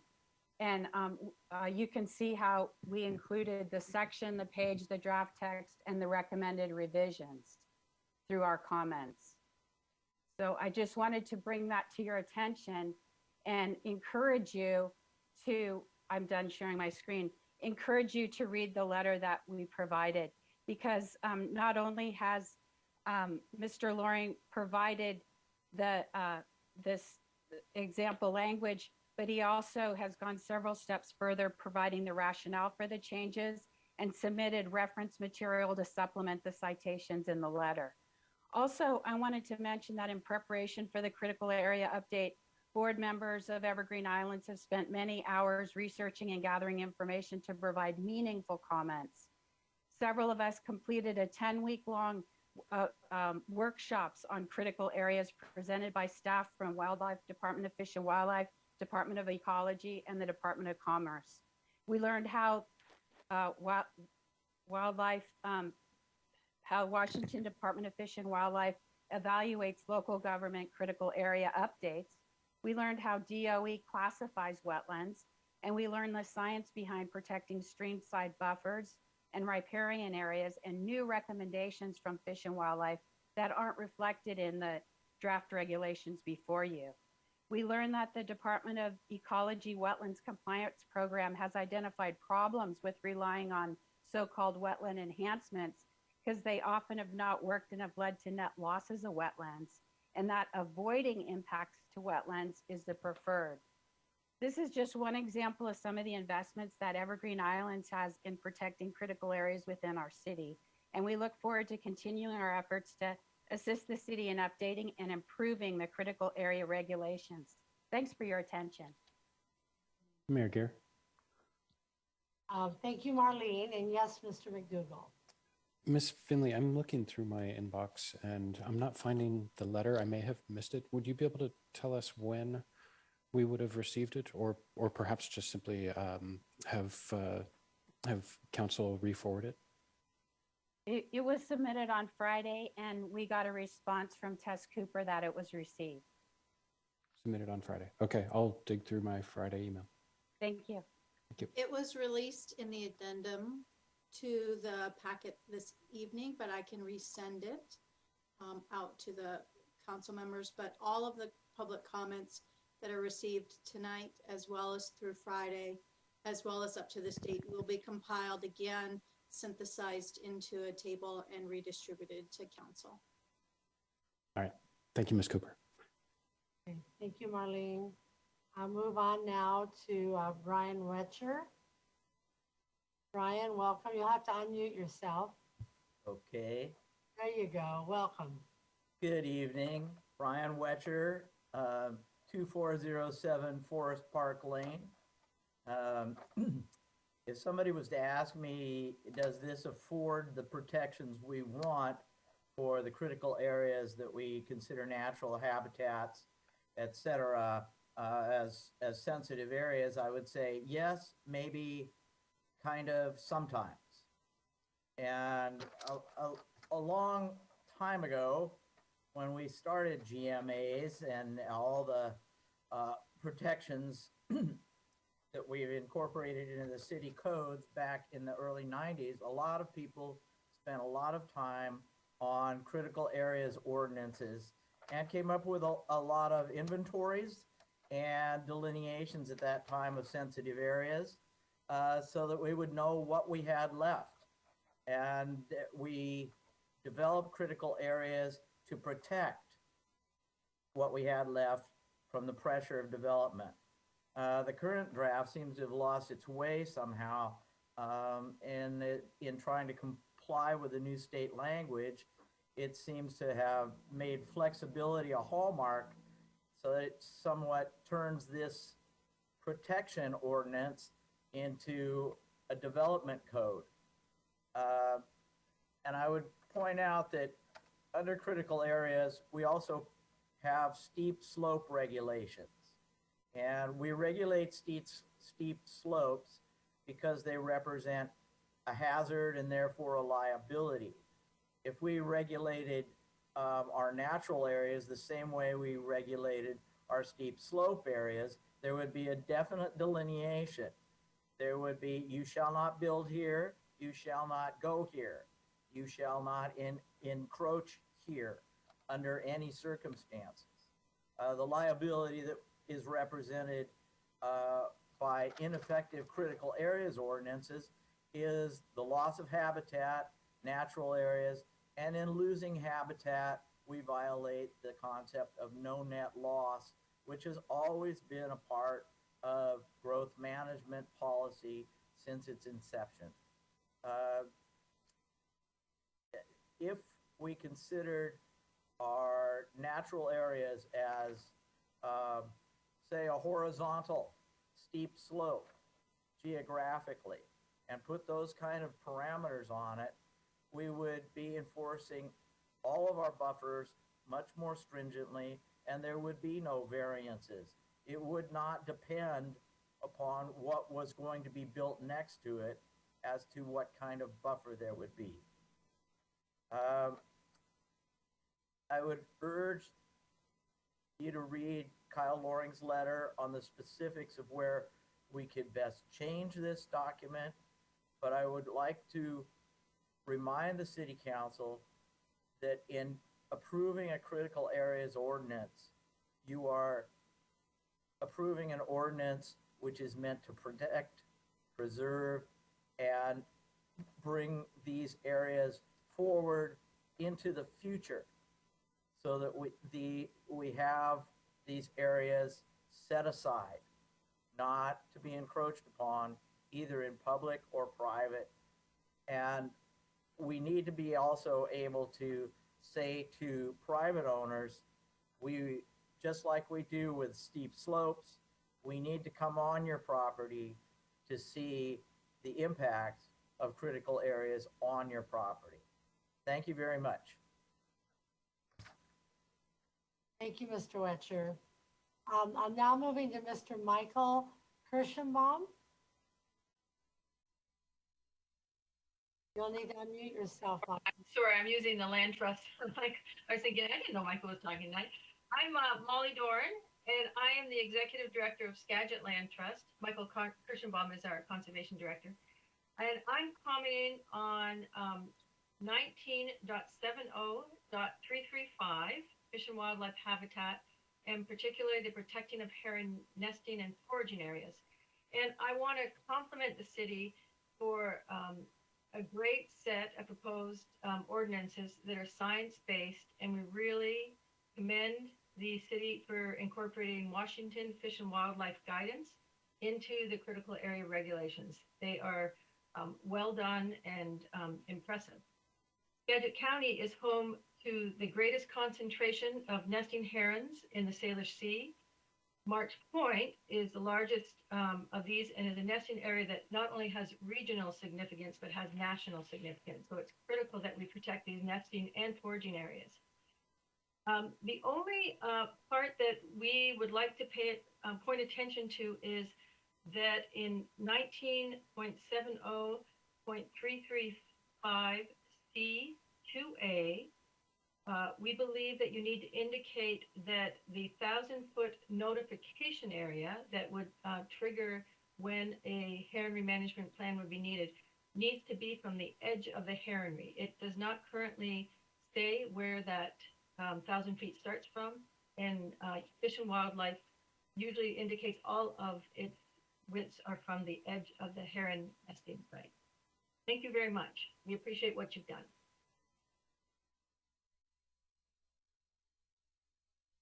Thank you, Molly. Okay, so now we have the Friends of the Forest. Welcome. Is that Asa?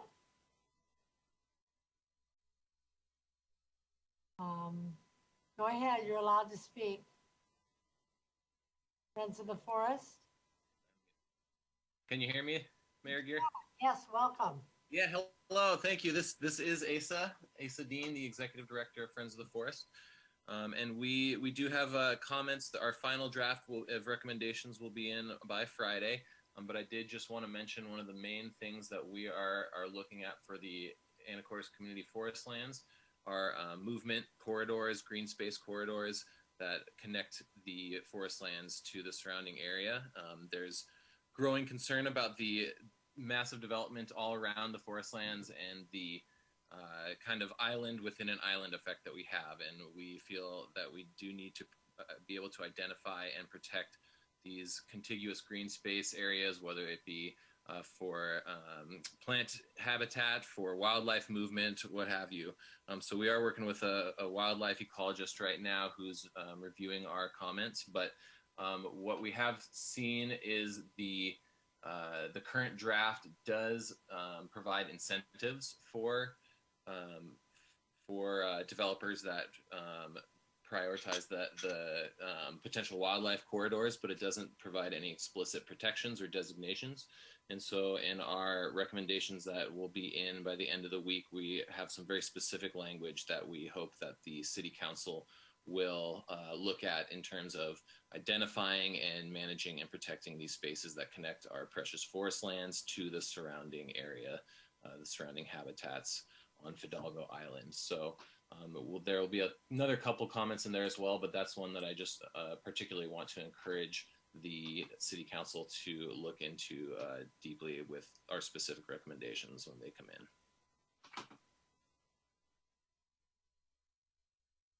Thank you, Asa.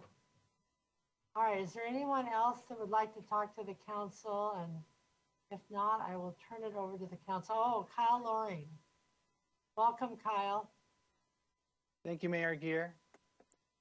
My name is Kyle Loring, and I've been referenced a couple times earlier tonight. Hello, everyone, and thank you for spending your Monday evening talking about this critical areas ordinance. I'm a lawyer, and I've been working with Evergreen Islands, as most of you, I believe, know, on this topic. We submitted a comment letter on Friday, April 16th, and that was it left my box anyway at 3:12 p.m., just in case you're looking for that. But it was just shy of 15 megabytes, so it's possible it didn't make it into everybody's inbox. Anyway, I appreciate the opportunity to address you tonight to discuss this critical areas ordinance. As you know, it's the city's primary way to prevent conflicts between the rapid land development that Anacortes is experiencing right now and the natural resources that are prized by its residents there, in fact, that we've heard much about already from commenters so far tonight. And those include things like the wetlands at Ship Harbor, the interpretive preserve there, and streams like Anaco-Bourne, and so many more that were identified in the current version of the critical areas ordinance, but have been erased by name in the current version of the critical areas ordinance. That is one of the recommendations actually that Evergreen Islands makes, that those names be reinserted into the critical areas ordinance. Names have meaning, they matter, and being able to see those and identify with those is really important for protecting them. So as we saw from Ms. Cooper's timeline, the city has been working on this intermittently since 2016. And you might feel that you're approaching the finish line and it isn't really necessary to revise it further or pay much attention to public comments. But as the public's representatives, Evergreen Islands asks that you thoughtfully review the comments that the organization submitted. And it did provide a table that showed some pretty simple recommended changes. Needless to say, I'm not going to spend the evening addressing all of those, but I do very briefly want to touch on the Growth Management Act requirements that apply here. And then a couple of areas where this proposed ordinance would significantly decrease protections for critical areas below the current critical areas ordinance that the city has adopted in 2006. So very briefly, the Growth Management Act requires the protection of the functions and values of critical areas. That's that language, protection. You must protect the functions and values of critical areas. And the city must also include the best available science while it is doing so.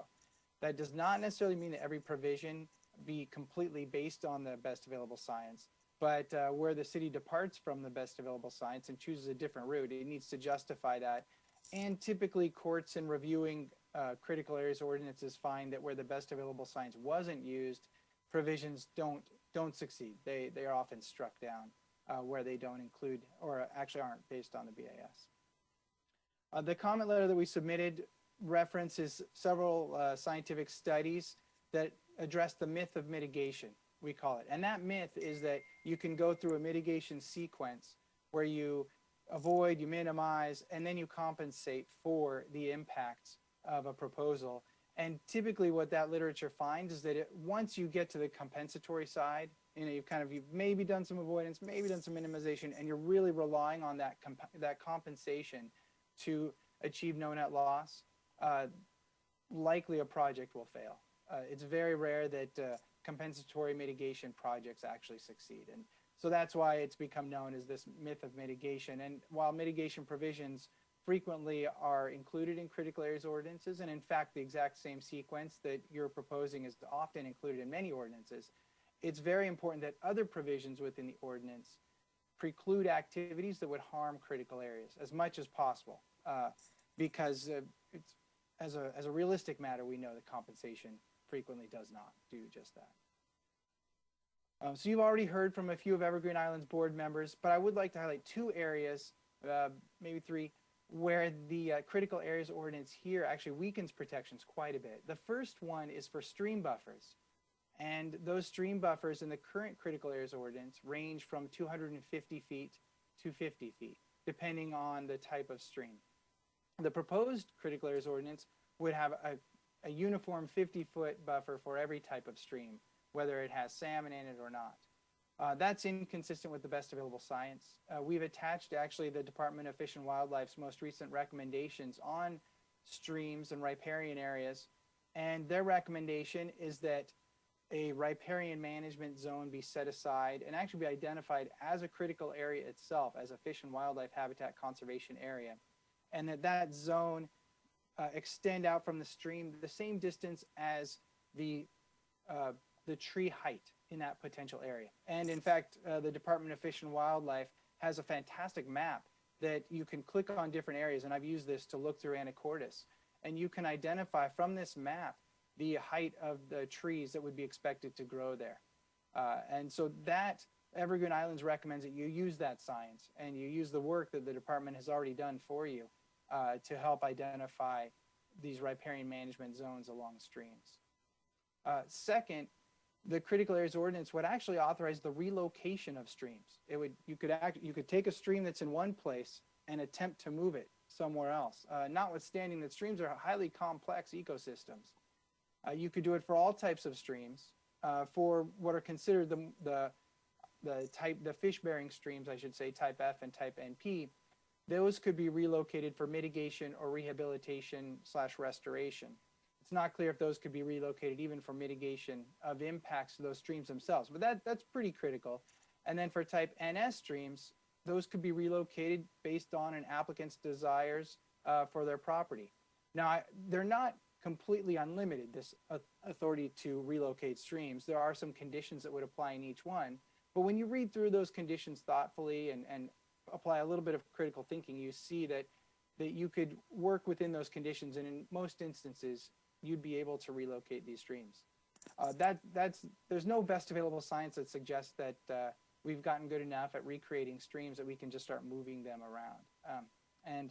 And so those provisions really should be stricken from the critical areas ordinance.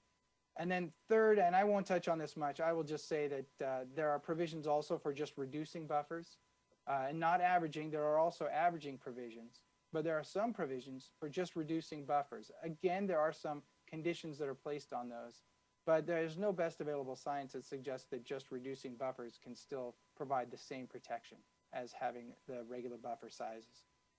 In addition, the buffer averaging, there are provisions that allow pretty significant amounts of shrinking of buffers in some areas, and which is beyond that 25% that the Department of Ecology uses as the best available science for their review. In addition to the fact that averaging, they would allow average with their science only where it would improve the functions or is necessary for reasonable use exception, which is already included in this critical areas ordinance that is proposed. So there are many other items, not many, but there are some other items in the comments that we suggested. We encourage you to read those carefully, and we look forward to the public hearing again in the future and an opportunity to have a conversation. Thank you very much. Thank you, Mr. Loring. Is there anyone else who'd like to talk to the council? Okay, at this time, council, what else would you like to discuss this evening? And then, of course, we're going to continue this hearing. Mayor Gear? Ms. Moulton.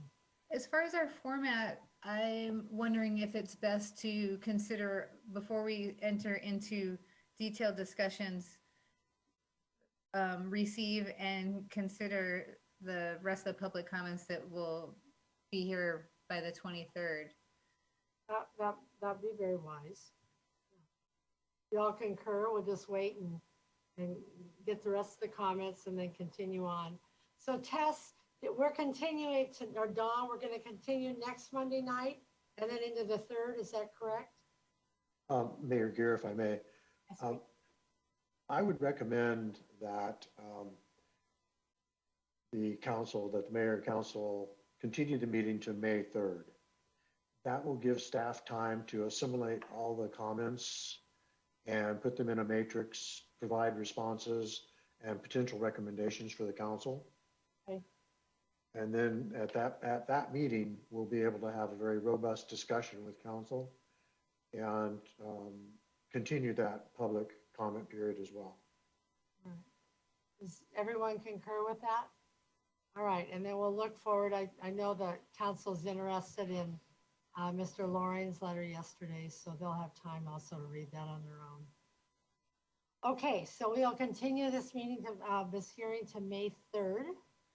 I want to thank all the members of the audience tonight for your really thoughtful comments, and we'll hear from you all and have a robust discussion in 2 weeks. So with that, I'm going to move to the final item on our agenda this evening, which is item 7A, which is a contract award for a 2021 asphalt overlay, number 21-005-TRN-001. And this is a suggested action item. Thank you, Mayor. This is Fred Buckenmeyer. Fred. Hi. So yeah, I'm going to keep it brief. It's late. This is our annual asphalt overlay project for this year. We are asking council to award a contract to Lakeside Industries in the amount of $904,715.35. The project this year has got 3 project locations. There's a nice map that's been included with the packet, but it's basically the Clear Ridge area, 24th Street from M to commercial, and 41st Street from A to H. We received, let's see, I think there were 6 bids for the project. The engineer's estimate was 1.3 million, and Lakeside came in considerably less than that. We were where we want to be always with our engineer's estimates, kind of right in the middle of that. So that's it, unless there's any questions. Mayor here. Mr. Miller, go ahead. Hey, Mr. Buckemeyer, probably because it's late, I just want to make sure PCI ratings, 75 is higher than 10, like on a good scale, right? Is that correct? Yeah, that's correct. Yeah. Okay. Yeah. So these are bad. These are So the bad. We got some bad roads. We got some bad roads in there if we're going down to 10. And I'm not sure there's any 10s in there. Oh, okay. I was just reading along this corridor, range 75 to 10. Yeah. So yeah. Oh yeah, that's right. I'm not sure. Yeah, there might be little small segments of it that are 10. Okay. But the bulk of them are not. Thank you. All right. Thank you. Mm-hmm. Mr. Buckemeyer? Yes, ma'am. I had a question today about for the 41st Street part of it. Will that from H to Cherry, was that just a patch job that we just did with stormwater? Will that be paved over on 41st again? You're correct. That was a repair job that we did because there was some severe storm drainage damage to the final paving there. I just want to be clear. So maybe. Yeah, no, that is the final paving. This project will not extend that far. Okay. All right. Yep. So in Lakeside's bid included was part of that. They're just going up to H Avenue. All right. Thank you. All right. Council, what is your pleasure? Mayor Gear. Google. I move that City Council authorize the mayor to sign the contract as stated in the packet with Lakeside Industries in the amount of $904,715.35 to perform the 2021 asphalt overlay project. Second. Okay, we have a motion by Mr. McDougall, a second by Mr. Young. Ms. Hunt, would you call for the vote? Mr. Young? Yes. Ms. Cleveland McGrath? Yes. Ms. Moulton? Yes. Mr. McDougall? Yes. Mr. Miller? Yes. Mr. Carter? Yes. Motion carries. Thank you. Thank you. All right, is there anything else for the good of the order? Okay, at this time, I will adjourn the meeting for April 19th, 2021. Thank you, audience and council, for hanging in here this evening. Great meeting. We did some good work tonight. All right, see you all soon. The meeting is adjourned.